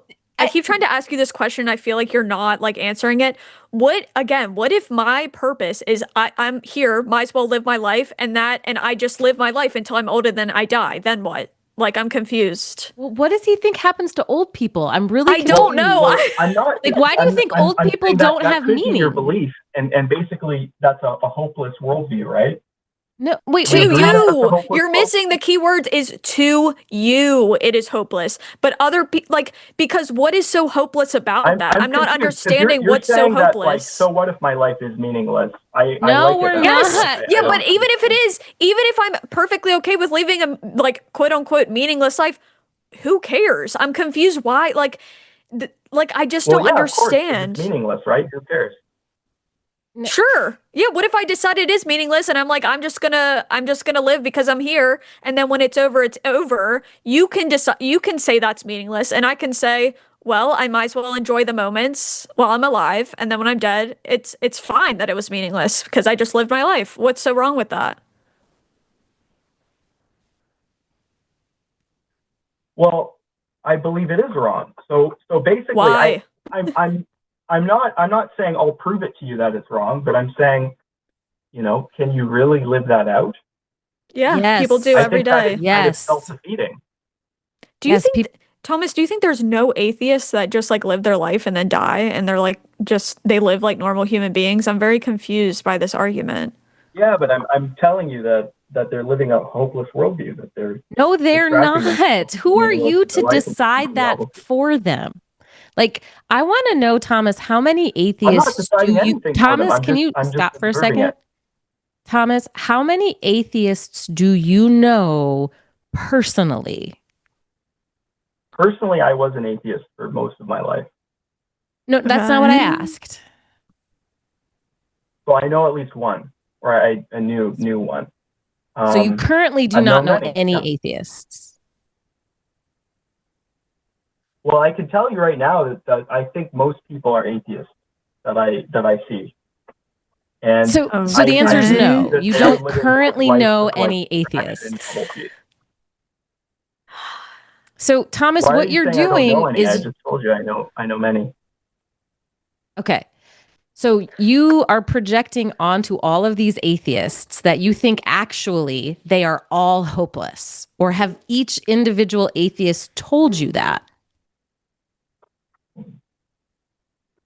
I mean, isn't that I mean, just think for yourself, right? So I obviously haven't spoken You to are not everybody in the speaking for world. yourself. You've been I speaking haven't for done a survey everyone of every else this atheist. whole time. I do have, personal friends who have, we've had deep conversations about nihilism and how like they're like, they really feel like their life has no meaning, and they kind of panic, and they've done some like really crazy things. And yeah, I have observed that. But yeah, I don't know everyone in the world. I don't know, I don't know everyone you know. Thomas, why does some, my question is, why does some ultimate meaning equal helplessness, or like it, why does not having an ultimate purpose equal helplessness to you? Who decided that's what that equals? Because you're talking about that as if it's fact and it's not. So I'm confused where you're getting this. Well, it's just me. So I said hopelessness. Uh-huh.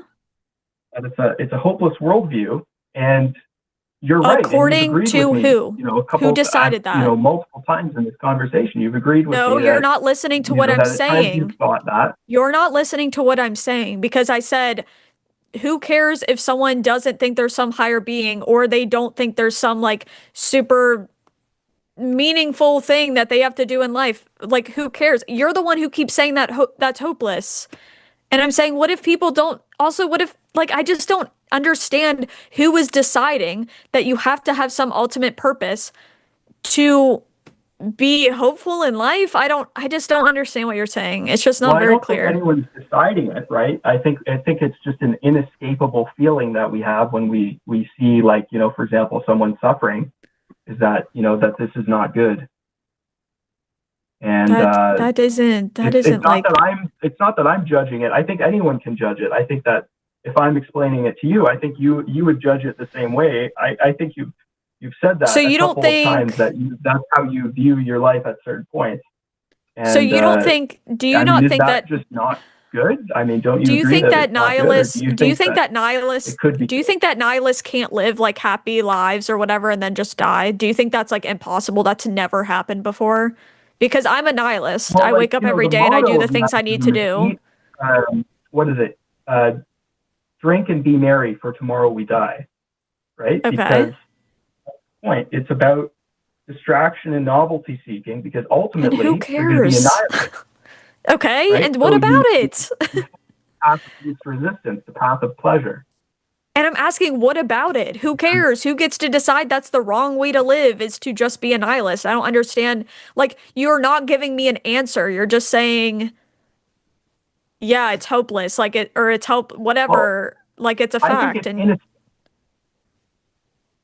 I mean, I think it's two things. I think first of all, it's an intellectually dishonest position, because I it's think it is not. inescapable that we think that's bad, right?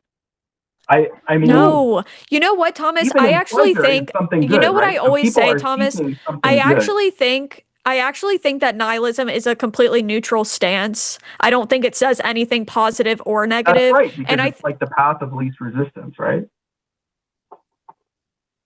Thomas, Sorry, I resistance don't to think what? Like, I don't, like, I just, I don't understand. Like, so the reason I think what you're saying is bullshit is because I am a nihilist and I wake up every day and I have the same human experience I did when I was Christian. I have relationships. I decide like what I want to do that way. Or do that day. I plan for the future. And you're telling me I'm so helpless. You're saying that, but I I don't didn't say feel that helpless. way. I So said is it hopeless. actually, or There's no hopeless, sorry. hope. Okay, so you're saying that. What if the person, like having my experience, doesn't feel that way at all? So I feel like what you're saying is meaningless because that's not actually what's happening in their internal world, right? And I would just say that personally, I've seen that hopelessness in depression. so. And You're you ignoring everything also that Taylor agreed just that said. or not that you agreed, but that you said that at times felt those So no, things, and that she when you were just thinking about explained to how you. meaningless your Wait, life was, Thomas. you were depressed. So Thomas, Do you think stop. Christians don't get that's my depressed point. or something? She Like, just explained to you that she does not feel hopeless. So I need you to deal with that information. and She, also, uh, Thomas, do you if think she do you never think that felt hopeless, Christians that would be don't different. But she did earlier say that she did feel hopeless, do you think that and that it Christians was never feel related to hopeless? feeling that her Do you life was think meaningless. Christians don't get depression? Do you think they don't like I there think they aren't do. Christians that have off themselves? Or like I'm confused why we're talking as if like people who have a higher meaning all of a sudden always have hope. They never get depressed. Like you're talking as if that's the case and it's just not. Like I've been less depressed as a No, nihilist than I was when I I'm was a Christian. So what sense does that make? say that again. You were more depressed as a Christian? Yes, I struggle with more depression as a Christian. I'm not saying that, leaving Christianity is what made me less depressed, but I'm saying what sense does that make in your worldview? That there were many more times in my life where I felt helpless as a Christian than when I wasn't. I mean, like if what you're saying is true, that wouldn't make a lot of sense, right? Well, I'm glad that I'm glad that you're less depressed. And I would say that you found something else that's meaning, and I think that maybe you just haven't identified it that way. I don't think that your life is meaningless. I think you do have a meaning, even if you don't agree with me. But what You're I would say dodging to the that is that question, that's not my Thomas. worldview at all. I do believe that Christians get depressed. And my point wasn't that they don't get depressed or that they don't feel pain. It's that they have a why that sustains them through their pain. No, we did not listen to a single thing she said, if that's your response. Also, some Christians don't. It doesn't sustain them. What about people who were Christians who ended their life? How do you explain that? It Taylor, didn't did I sustain them. understand your question? Sara said I didn't understand your question. I don't think you understood that part. I don't think I don't even know half the time of what you're like truly saying because it isn't making a lot of sense to me. You're basically telling me that I don't understand my own self or my own feelings when you're like, well, you just don't understand. I feel like I understand fine. You just don't find it to be an acceptable way to live, and I do. Would you And please that's repeat it. the question? I don't even know everything I said.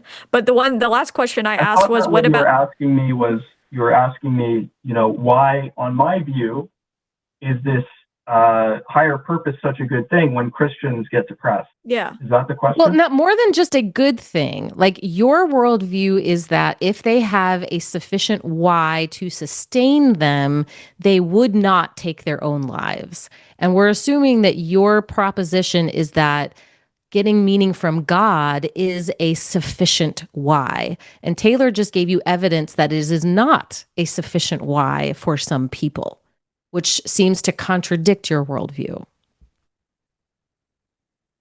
Well, in my worldview, that would be despair, where they've lost their hope. So your God is not a sufficient why because your God is not providing them what they need to sustain their hope. So maybe they need a why that is not your God. I would definitely say that those are very unfortunate situations. And I so yes. think that something has gone wrong there, but I don't think it was that they ever believed in God. Whoa. Wait, you just took away their beliefs? Are you saying if there is a Christian who's struggling with despair, now you're claiming that they don't even believe in God? That's not what I said, no. Okay, so what'd you say? I just said that they've despaired, they've lost their hope. So their belief in God is being affected. Right? They don't really believe in the promises of Okay, so yeah, you are saying they're not really you literally okay, yes. So you said what she said. You said like I think Thomas, I think we have to move on, but I really want to encourage you to like talk to more people and find out like what makes them live day to day because I'd really love to Are you going to interrupt her again? Bro. Just I think that you have because there's a really interesting place from the Bible. Taylor. He's not going to listen to what you have to say. Seriously. Okay. I think I muted him. Okay, Thomas, I just encourage you to, I feel bad for like muting people twice already, even though we've only had 2 callers. But Thomas, I encourage you to talk to people who are different than yourself because I think this is very much a stereotype that a lot of times comes from Christianity because it's something I believed myself. And this idea that everybody around you who doesn't believe is hopeless or their life is so sad or they're so lost is a lie. It's a lie. It's an actual lie. And you're giving yourself way more authority than you actually have when it comes to people's lives. Because no matter what someone's life looks like, if they're okay with it and you're looking at it, looking at them saying, "Oh, they're so hopeless," like it doesn't actually matter what you think because it's their life. Is there anything else you want to say, Sarah? Nope, that did it. Okay. All right, Thomas, thanks for calling. Bye. Okay. I just dropped him because that was awkward. There's really nothing else to say. Okay, hopefully Yeah, this no, third call we take will like not end in me hanging up because maybe that's not normal. I don't know. I that kind of stuff like frustrates me because one thing I talk about sometimes, and I'm sure you've experienced this, when you leave Christianity, your like Christian loved ones or friends or family or whatever, you almost feel like you can't talk to them about anything in your life that's hard or a struggle because then they think, oh yeah, this is life without God or this is hopelessness without God. And it's hurtful like for people to have it's almost it's not almost, it is like belittling because it is. Yeah. again, like from what Thomas believes, I can see religion as a pacifier or whatever I want to see it as, but I still don't think I've seen many Christians live happy, healthy lives, like as much as I disagree with it. I can't say, oh, you're everything you're doing is just the wrong way of living. There's only one right way to live. And I really feel like that's where religion poisons people's brain of like, there's only one right way to do this. And my religion and my thoughts are like the authority on this, which is just very egotistical, in my opinion. Yeah, I feel the same way trying to like have vulnerable conversations online when there's the Christians in the comments. If I say, hey, I'm struggling with this, immediately the Christians jump right on it and they're like, it's because you don't believe in God. You're like, okay. Yes, I've had that, especially if I've like opened up more about like depression or taking antidepressants. Oh my gosh, they're ruthless. You can't let any crack show or else it's like, see, she's an atheist and she's got mental health problems. It's like, yeah, well, plot twist. I did when I was a Christian too. Okay. All right, we're gonna take another theist. Yay! I might not seem like it, but I'm glad that theists have been calling in tonight. And so we're gonna take Milo. And I honestly don't. If you know, like, if it comes up on the screen, you know what place this is from. Let me know. What are the letters? Oh, it's like. Oh, yeah. I don't know either. I don't know what that. Hi, Milo. Hello. How are you? I am alive. That's good. What do you want to talk about today? I agree. Okay, so my question is related to the show name Chewed Gum. I'm autistic. I'm not good at social stuff. I've been repeatedly told that I should avoid women who flash their vagina or nipples at me because supposedly they're red flags or promiscuous.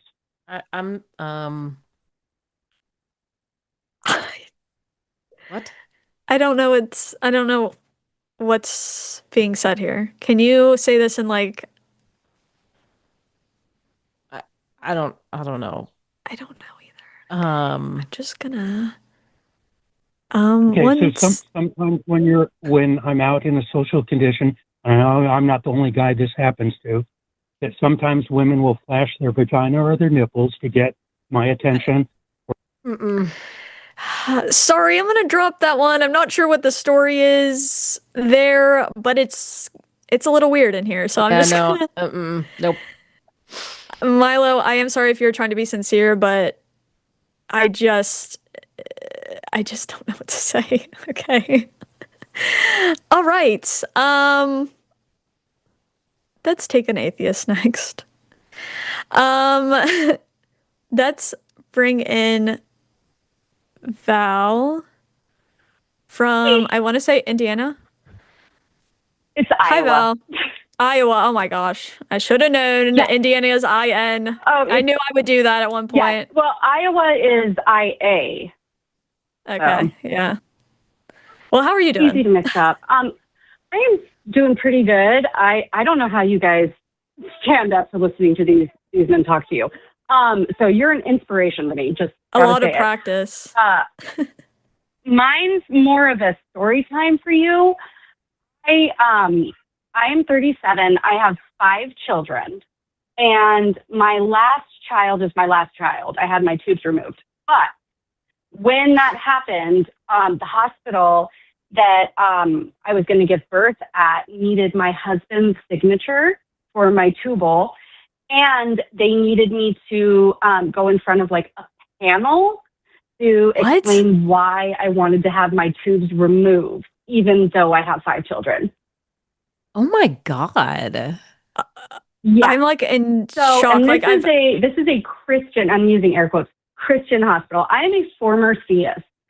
So it's really interesting, especially because I have 4 daughters, that to think that I did not have any autonomy over my body. I had to get my husband's permission to get my tubes removed so I didn't have another child. Wow. I had heard of That's the world we live in. I've definitely heard of that happening, but also they added on going in front of a panel. Like, what did they want to hear? Yeah. Like, what was? I don't know. It was basically, so I ended up giving birth at a different hospital than the one that wanted the panel, but they still needed my husband's signature. So the panel, the way the doctor explained it to me is that it was going to be 5 board members. They weren't even doctors. 5 board members that I'd have to explain why I didn't want to have any more children. And then they would have to decide whether or not I could have my tubes removed. That is just insane to me. Isn't that nuts? So I actually like don't know like much about religious hospitals or anything like that. Yeah. And you know, it was crazy because at the time that my last daughter was born, I was a theist, and I was, you know, an avid give everything I can to the Lord kind of girl. And then this happens, and it makes me realize that, like, why? Right. In what world would a God tell people that I've never even met, that don't know me, that I'm not allowed to have more, or that I have to have more children for a religion I don't support? Yeah, that's wild. Yeah, that is actually so insane. And I didn't know it went, like, I knew things had been getting worse lately, but I actually didn't know people had to go in front of like a panel of people. Were they a mix of like men and women, or was it all men, or what? I never got that far because I ended up switching hospitals before that happened.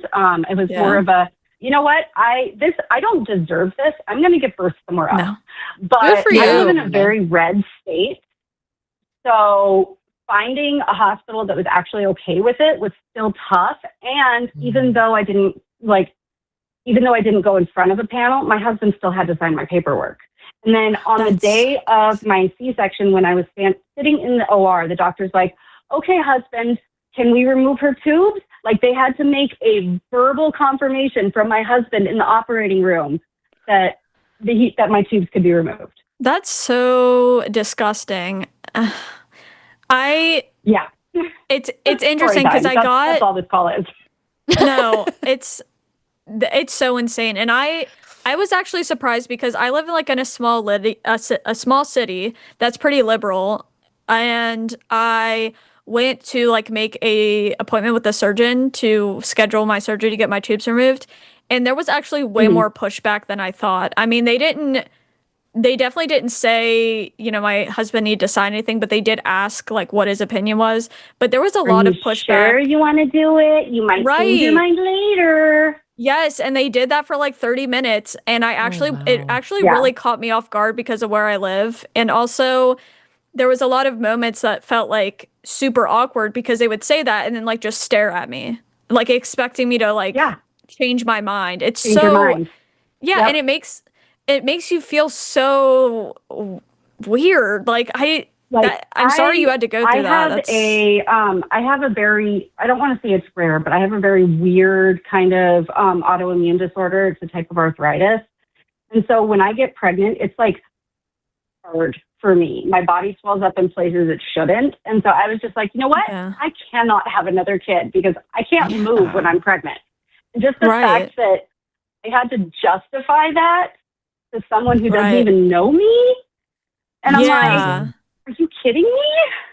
Yeah, that's the big part of it. And I feel like it feels like they're expecting you to like call your bluff or something. Like they expect you to be like, oh, okay, I'm actually not sure, instead of just taking your word for it like an adult. I don't know. I'm sorry you had to go through that though. That's, oh my gosh, that's horrible. That's actually horrid. It's crazy to me to think that, you know, it's like we're in 2026 and I know Roe v. Wade got backtracked and everything, but like at what point at the time I was 35. So like I'm a 35-year-old woman with 5 children. Why can't I decide that I don't want to have more? Right. And that's the most infuriating thing is like you already had like many children. I don't understand the like it's gross to the extent they want to control other people's. Yeah, it's actually really disgusting. Sorry you went through that. If I hadn't gone through it, I wouldn't have believed it was real. So I just wanted to share my story with you guys because I think you're awesome. Thank you for doing what you do. Thanks for calling, Val. I appreciate you calling. Thanks for sharing that experience because I know there are definitely people out there who've had that. So, but thank you for calling. Yeah, not a problem. You guys have a great evening. You too. Bye. Okay, thanks. Bye-bye. That's crazy. Oh, man. It's interesting because my grandmother, who is super progressive, I kept on telling her I was gonna get my tubes removed, and she's like, they're gonna want his signature. She's like, I feel bad. She's like pretty like traumatized from like her back in her day where they were like so intense. Like I say back in her day, but it was like what Val went through with her experience, and it's just I feel like it really does make you feel like a second class citizen of like your word actually doesn't mean a lot. Like we're gonna need your husband's opinion on this. Can't trust a woman to make decisions about her own self. Yeah, and even when women aren't married, they'll be weird about it if the woman's like young enough. I don't. It's so. It's gross. Anyways, all right. Let's bring in Nick from Now I'm Afraid That I'm Gonna Get It Wrong. You can put it up and I'll say it.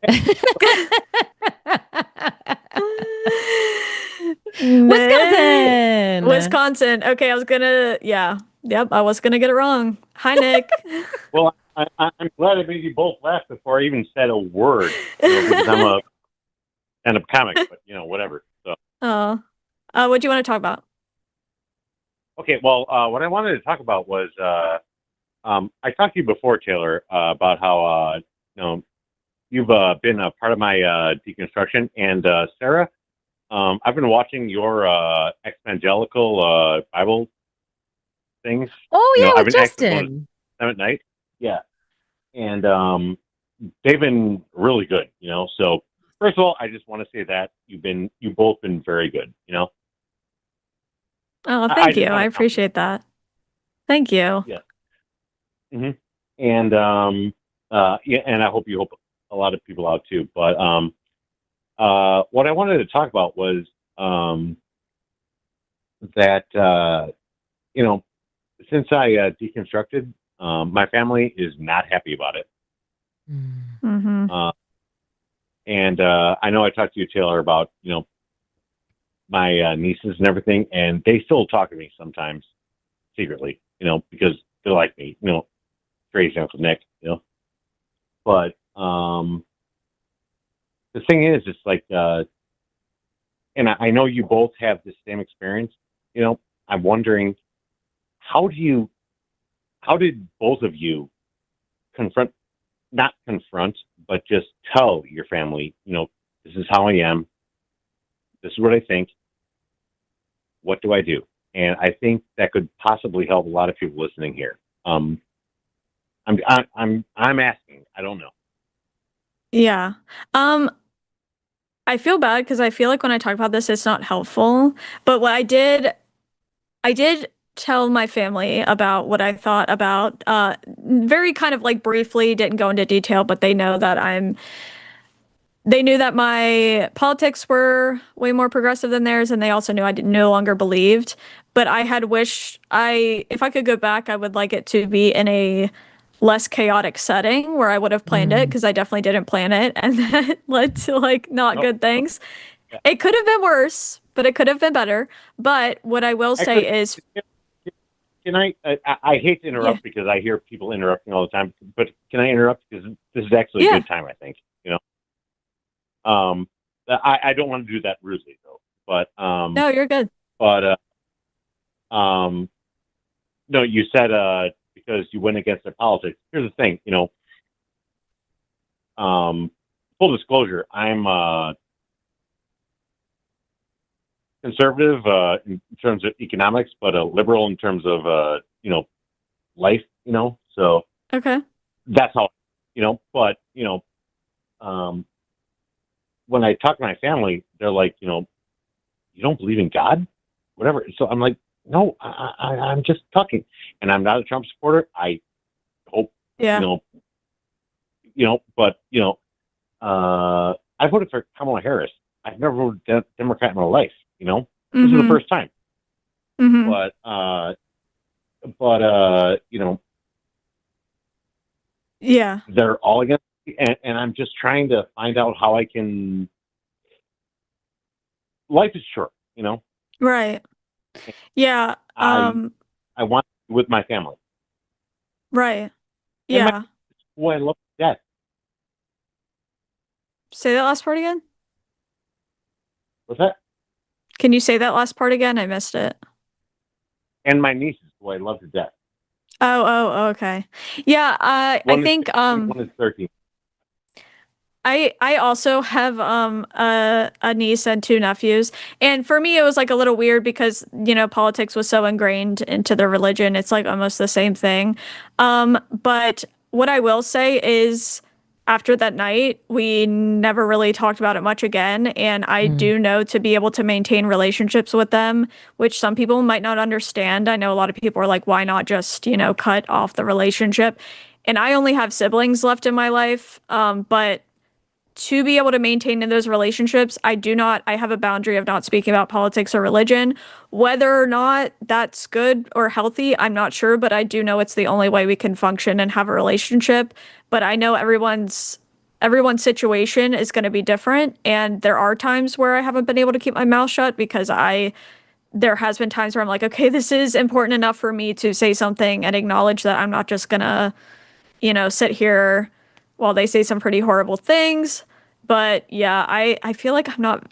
Sarah, do you have anything better? I feel like I'm not very helpful with this. I mean, I can certainly tell you the story of like how I did it. I was living kind of across the country from my parents at the time, and I knew telling them was going to be a really big deal. And so I actually flew home for the sole purpose of telling them.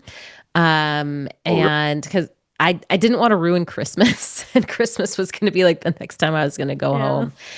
And so, Sarah, I'm not interrupting, but finish your story. But I have a funny story about Christmas after you tell me that. Yeah.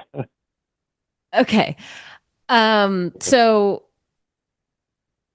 I flew home for the purpose of telling them, and because I know a lot of people kind of debate, should I tell my parents, should I not? Because they certainly were afraid that I was going to go to hell after that. And so we had a really long conversation. And for me in particular, my relationship with God was a big part of my relationship with my parents. So I couldn't just like pretend and not tell them because they would know something was up. So it was a really hard conversation, and we talked for a really long time, and then things were hard for a while.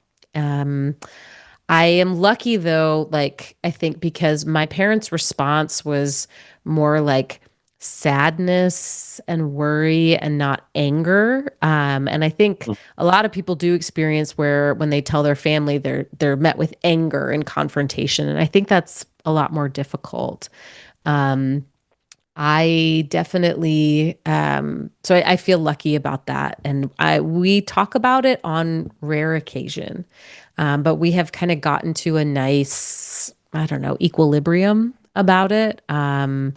And I did have to set some boundaries initially, but it's been okay, you know? So, and again, it's been 15 years for me. So that was like 15 years ago. So we've had a long time to work through it. Yeah, I feel like Okay, well, people. I've had 2 years, so it's a Mm, little shorter than that. But you know, I really appreciate that, Sarah. And like I said, my nieces love me to death, you know, and everything. And I I would never, you know, talk to my nieces. They're not my kids. I would right, never talk to them, you know, religion or anything. You know, it's not my business, not my circus, not my monkeys. You know, right, when they're 18, it's I think I'll tell them, but you know, right. makes sense. Yeah, I definitely have the same view on that. Mm. Yeah, and But but you know, real qu I'm sorry, I'm sorry. Oh I no, know this is late. I was just gonna point out the fact that I'm glad people were saying in the chat that it's a good time to also mention recovery from religion, where a lot of people go to be able to talk about this kind of stuff. They have a hotline you can call or chat on their website. And it can be really useful for people who don't know those resources are like available to them, especially when it comes to family stuff, because I know that can be very isolating, really hard thing to go through. So I did just want to mention that, but I'm sorry, keep going. No, no problem. Well, I just want to say too, you know, I know that you have a show to go on, but I want to say that after my dad passed away 3 years ago, and don't worry, it's all over that. But the very first movie I saw in the theater with my dad was Superman 2. I'm that old. I'm probably older than both of you, you know, whatever. But you know, I gave the eulogy at his funeral. It wasn't a funeral. It was a celebration of life, actually. And I said, I just want to say, you know, every single cell phone case I have on my phone right now is Superman because he was a Superman. And I think that people just need to realize that. And my sister cried at the end of that. Oh, that's really sweet. It was much longer than that, but yeah. Well, I wish you the best of luck with your family. I know that can be so hard. For me, the family stuff has literally been the hardest out of pretty much everything when it comes to deconstruction. It's hard to talk about while also wanting That really to, is. especially if I you're mean, trying to maintain relationships. yeah, I know you're trying to get rid of me, and I know you're not trying to get rid of me. But one thing I want to say at the very end, and you can cut me off again. But it's really hard to talk to my nieces again because my brother just doesn't want me to because he thinks I'm going to make them atheists. Yeah. I don't want to. I don't care. You know. Yeah.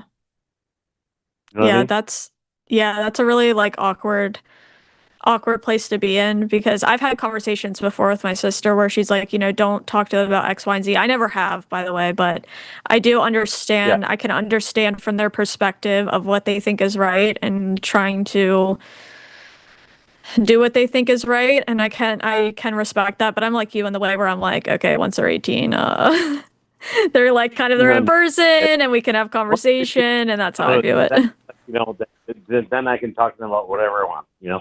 So Right. Right. yeah. But Well, thanks for anyways, calling, Nick. Yeah, Sarah, thanks. Taylor, it's wonderful talking to you both. And Sarah, I look forward to watching more of your, you know, Bible studies because I actually watch them every Sunday, actually, instead of going to church. Awesome. Oh. Yeah. Thank you. We love that. All right. Have a good night, And Nick. Taylor, you're great too. Oh. You've been a great part of my deconstruction too. So thank you so much. Thank you. But Thanks, Nick. Thanks. All Thank you. right. Have a good night. Bye. Oh, that's nice. I know family stuff is really hard. It is. It is really difficult. All right, chat, don't kill me. We only have 15 minutes left and we have one caller left, so you cannot come at me when we take this call right now. Okay? Promise you won't come after me. Anyways, now that I got that, oh my gosh, hold on. Let me do something that I should have done a long time ago and I forgot, which was the weekly schedule. All right. What is today? The 12th. Okay, the next week coming up, we have the hang up on Wednesday with Matt Dillahunty and Fish. Am I saying their first? I don't know if I'm saying their first and last names on here. Fish. I'll just say their first name just in case. I don't know. And then Thursday we have TACIS with Ben and Luxander. And then we have something. We have Calling It Now with Jimmy and Luxander. And then we have just kidding. I don't think I need to announce that. Okay, and then on Sunday, we have the Sunday show with Matt and Promise. And then we have Calling It Now with, is it Javon, just Javon? And to be determined. I think maybe it's supposed to be me, but don't forget, we have the big Recovering from Religion fundraiser all day on Saturday. Yeah, guys, we have the Recovery from Religion fundraiser all day, so you better be there. And if you're not there, that's really messed up. And we will be there. Yeah, we will be there, so you got to be there. Come support. We know you'll be there to support us. Okay, and then on Monday, we have Calling It Now with Promise and Jimmy. And then we have Skeptalk with, I know it's not Aaron. Right? It's Aaron? not that. Is it Aaron? Aaron? Yeah, Aaron Ra, yeah. And if their last name's on there, do I say it? I think so. Okay, and John Gleason. Okay, and then we're back on Tuesday where you'll have Thinker and somebody else, but me and Alyssa will be gone, but then I'll be back that following week. So it's going to be so weird because neither of us will be here. Okay. I know you guys will miss us deeply. Okay, so next, again, don't kill me. I'm going to pull in Andrew from New Jersey. Hi, Andrew. What's going on, Taylor? The best state on earth is New Jersey. That's true. Huh? I said New Jersey is the best state on earth. I mean, in the U.S. My bad. Okay, I'll take your word for it. Okay, you said that I remember in the previous the 2 calls ago, you said that killing kids is it justified or is it sometimes justified? What did you say? No, we said it was never justified.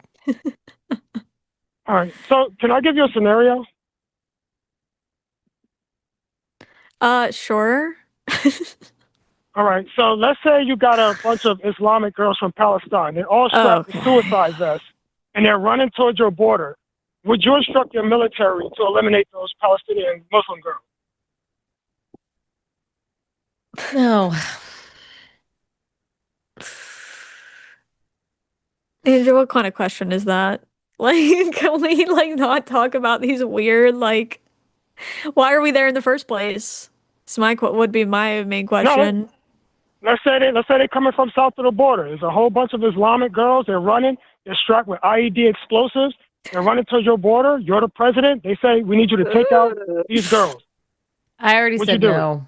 No. So you'll let your own citizens be blown up? I They're guess. running to the border. They're going to hit the wall. They'll blow up the wall. It'll be fine.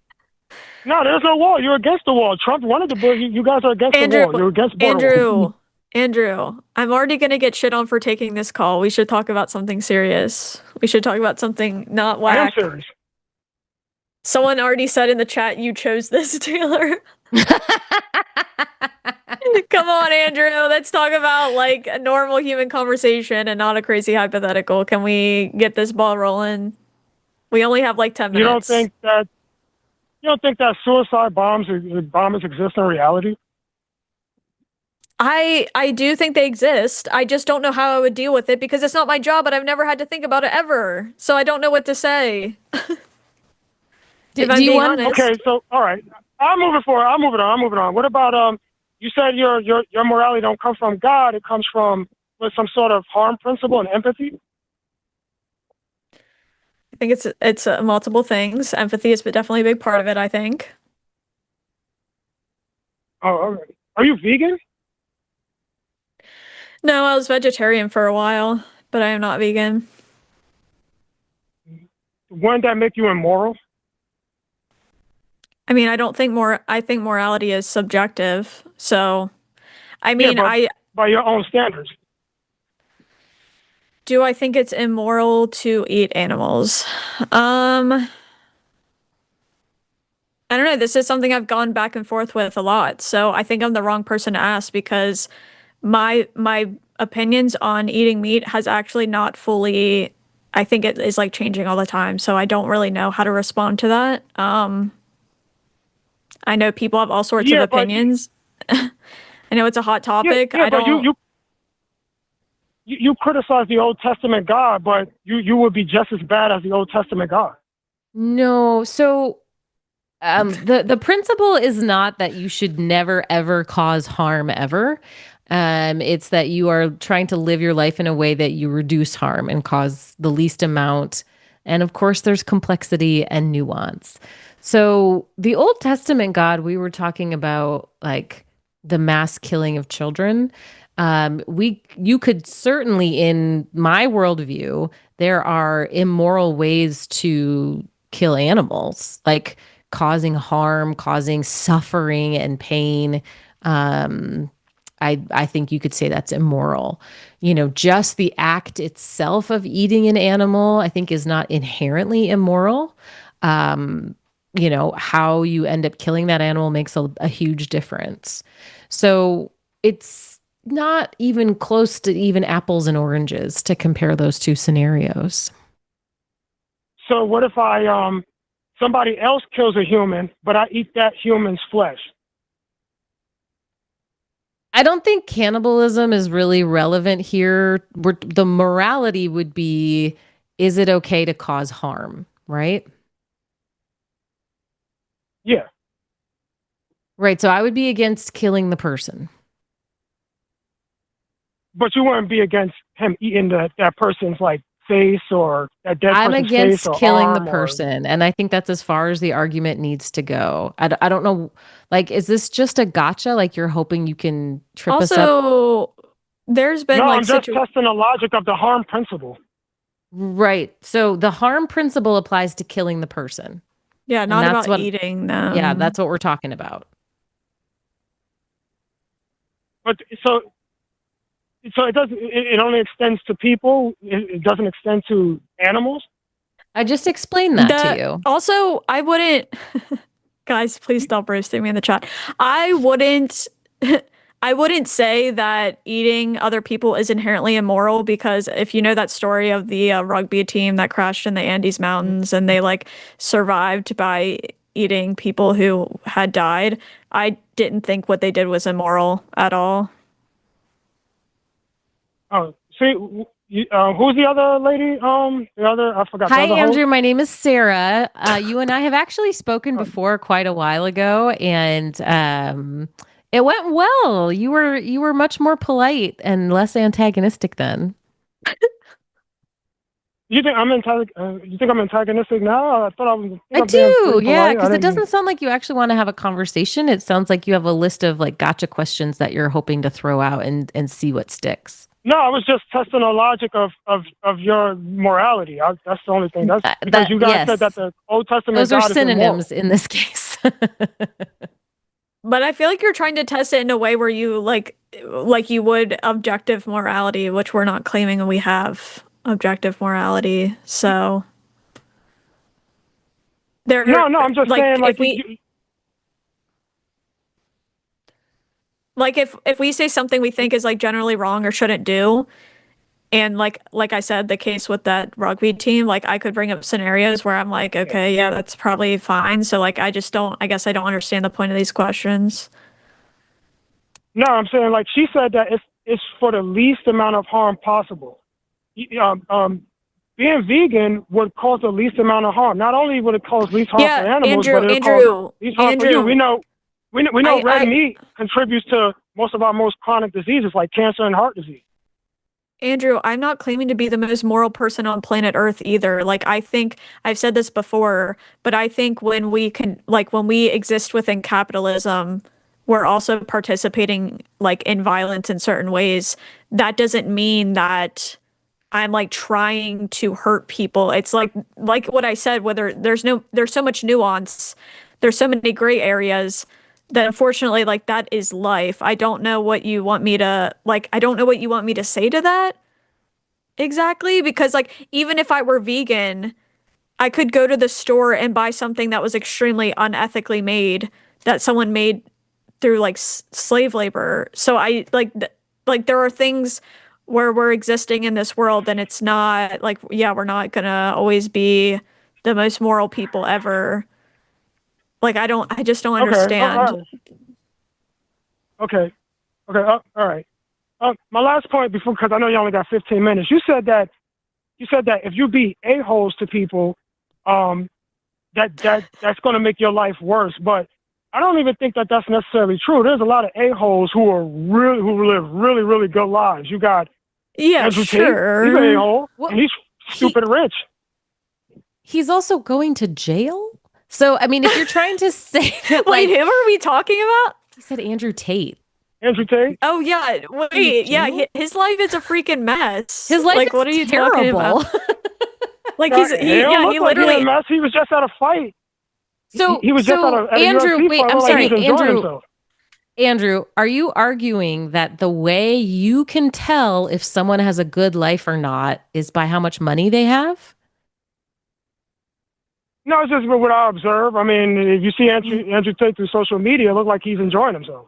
But you know that that's not real, right? Like, you know, social media is not real. That's not a real representation of his life. Social media is not real. No, but So you you have no have idea what his life is like. Real life?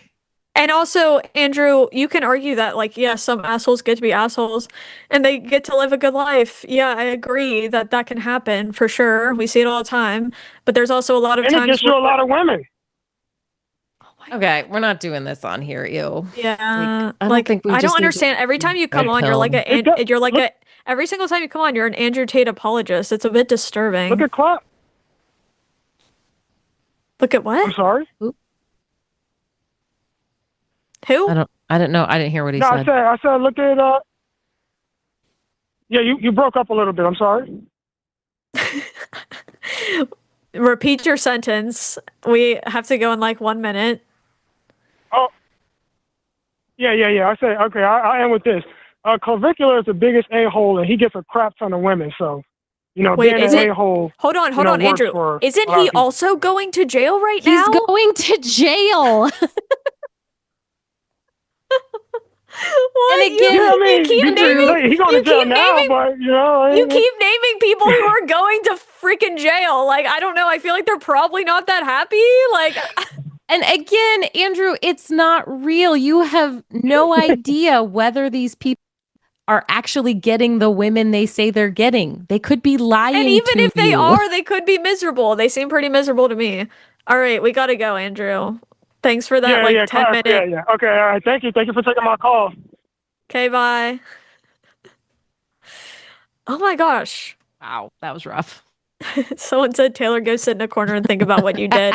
Guys, we had 15 minutes left and it was our last caller. You cannot get mad at me. Well, you can, but there's nothing you can do about it, so. All right. Sorry, guys.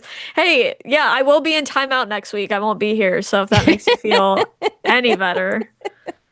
So, all right, I guess we can get to super chats, but I understand if you guys don't want to send money now.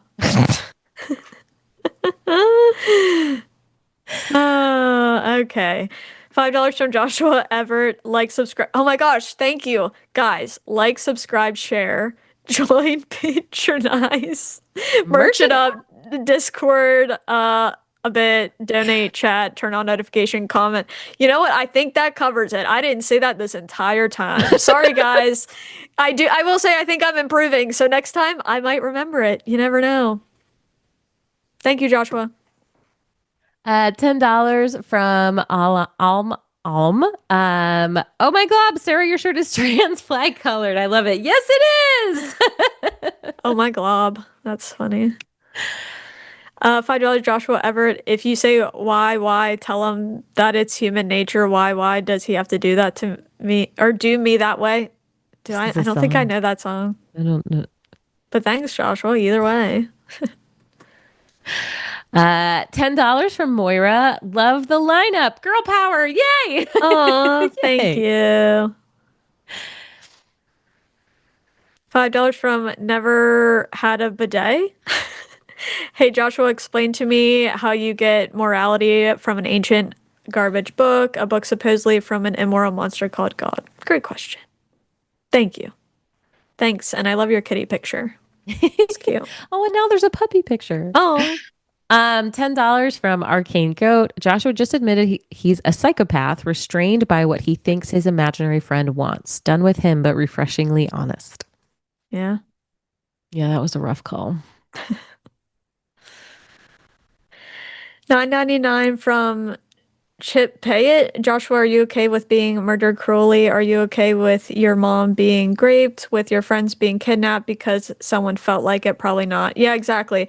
I always thought that was interesting. I forget who the debate was against, but the apologist got asked, like, if you probably know who I'm talking about. He's like someone who would go to colleges in the 90s and always preach. Yeah, do you remember, did you see that clip of him getting asked that question that was like, if you were the people in the Bible, like, that God demanded to be killed, like, would you protect your family? It's such an interesting question that I don't think Christians think about. Yeah. They always assume they're, like, on the good side, so. Indeed. $10 from The Atheist Mechanic. Religion, the last refuge of a man with no answers and no argument, from George Carlin. Thank you, Atheist Mechanic. $5 from Moira Bannister. Women rule, men drool. Preach it. Preach it. Oh, that reminds me of the movie with the two dogs and the cat. Homeward Bound. You might be too young. I did watch it, but it's been so long. I don't remember it. Oh man. Okay. $20 from Bacon and Bush. My life became exponentially more meaningful when I left Christianity behind me. I could live for my kids and even attempt to like myself when the poison of sin and torment and spacemen who would never grant wishes was gone. Yeah, absolutely. Love to hear it. Bacon. $5 from Dusk Frame. Love this duo on Chewed Gum. Sarah and Taylor are great. I know, right? Thank you. It was a good time. It was a good time. $10 from Never Had a Bidet. When a Christian starts a sentence with, I don't think, they should stop there. They don't think. They've never been taught how to think. When they start with, I think, they're lying. Well, thank you. Never had a bidet. I guess this is in reference to Homeward Bound, but someone said Taylor watched something because every time somebody brings something up, I've never seen it, which is funny because I watch so much shit. Not to sound like a loser, but I watch so much TV and so many movies, so I feel like mischaracterized here. All right, $5 from Hank says somebody needs to check Joshua's hard drives, web history, and basement. What the hell was that? I don't know. A typical Tuesday.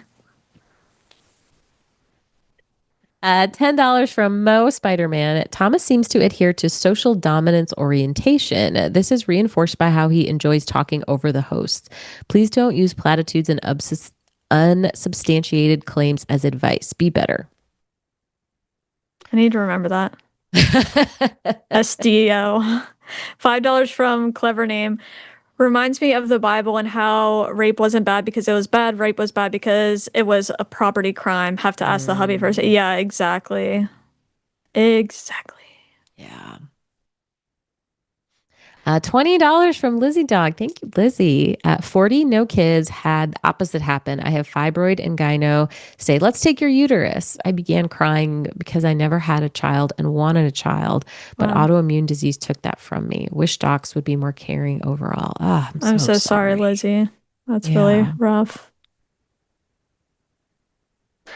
$9.99 from Lauren. Hey, Taylor and Sarah, I've noticed that glue bottle behind you for a few streams now. Making anything fun? Just curious. Love you guys. Thanks for doing what y'all do. Well, you guys know I always be crafting, but right now I'm doing this thing where I'm going through and organizing my Pokemon cards, but with each page I'm like drawing art and putting it within the page too. I think it's called the like Michi method or something when it comes to Pokemon card organization. So I've been gluing for that. Thanks for asking. Next time I'll show y'all. Oh, $100 from Billy. Oh my Billy, gosh. thank you, Billy. Just getting this in ahead of time from when I heard it's Andrew from New Jersey. You deserve it for putting up with whatever insane things are about to come out of his mouth. Thank you, Billy. We love you.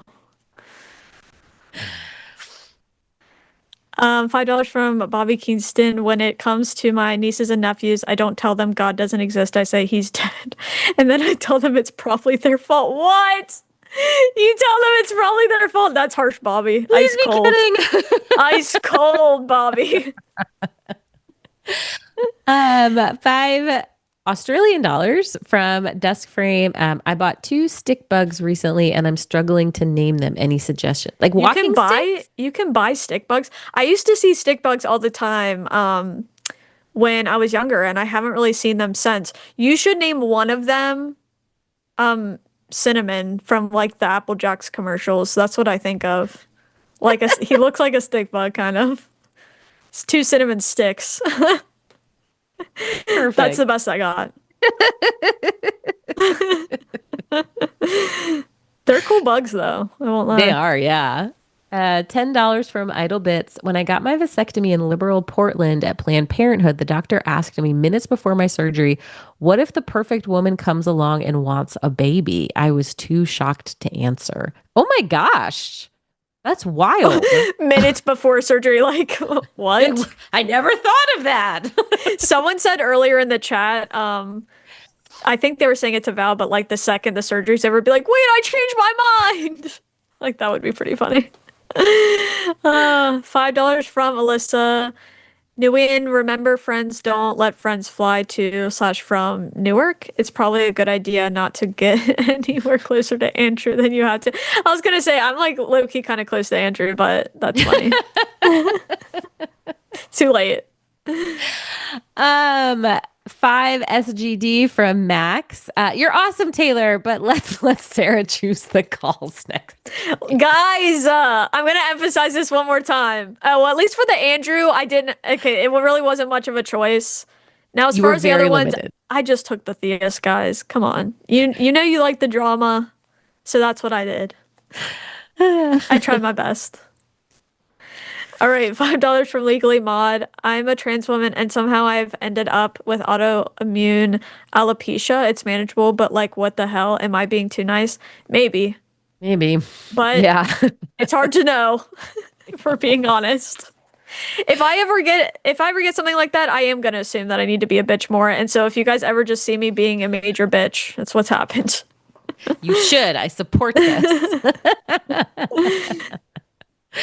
$5 from Mira. Hi, Taylor and Sarah. Sarah, I think this is the first time I've seen you on the line. So nice to parasocially meet you. Y'all stay amazing. Well, it's nice to meet you too, Mira. Thank you. $5 from Barb's Barrett. I take Christian vegans into the woods and show them the edible plants, neglecting to mention the kinds that are only edible once. Wait, what? Am I understanding this wrong? That saying if you're a Christian vegan, she's going to take you into the woods and give you a poison plant. Oh, okay. Wow, ice cold. It is ice cold. Y'all gotta vamp for a couple of minutes so that we can carry through to the next show. Okay.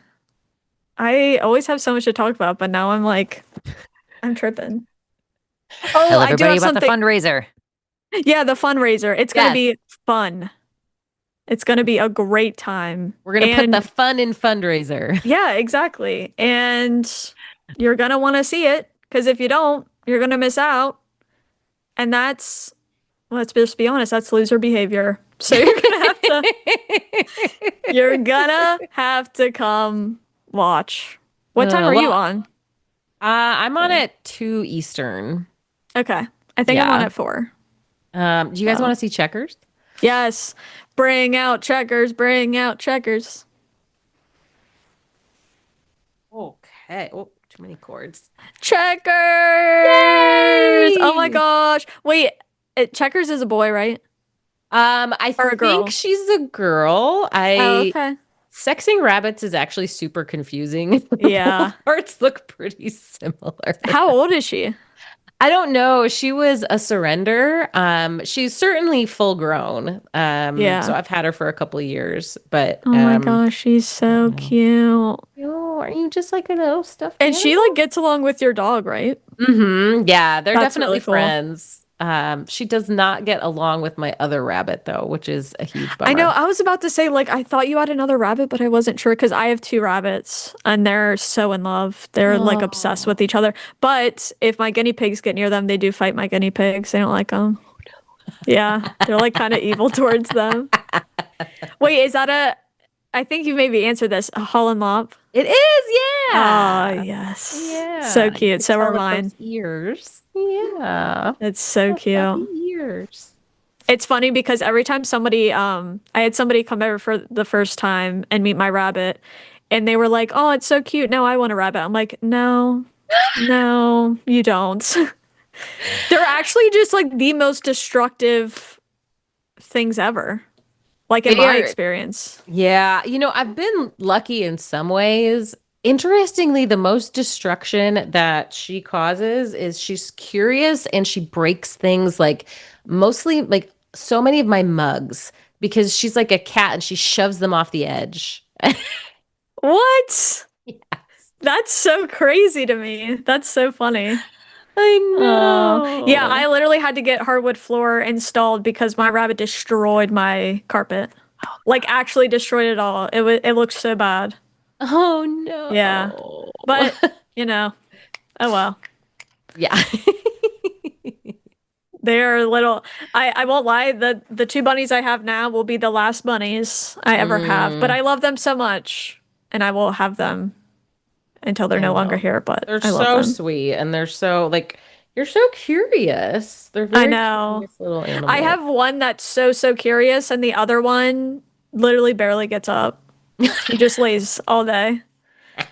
Why do we only ever see Checkers and not the other one? Is it because you got to separate them? So yeah, Meatball like lives Meatball! I love that. Oop! Oh, I lost my earpieces. Oh, I'm sorry, baby. Yeah, Meatball lives like in my basement level. It's not like, don't worry, she's not like shut in a basement. So she can like come up the stairs and hang out if she wants to, but she mostly stays like in the basement level, and then Checkers stays like on the main level. So I do all my lives from like the main level, which is why everyone just sees Checkers and not Meatball. Oh, we love Checkers. Second. Whoop, whoop. Oh, okay. My girl bunny does the same thing. She'll start sprinting in place, and I'm like, oh my gosh. Oh, another thing, my boy rabbit, if you pick him up and then set him down, he will thump so loud. Do your bunnies do that? She doesn't thump well, she will when she's mad, but she thumps at me every morning if I take too long to get her salad. That's funny. I don't have that, but I have like the weaking from the guinea pigs. Like I'll wake up and it's like, queek, queek, queek, queek. Oh Yeah. my God. It's They're so loud as hell. Loud as hell. Oh, all right. All right. I'm trying to remember the things that Alyssa says at the end. Go to our Patreon. Do it now. Go to the make sure you join us for our fundraiser.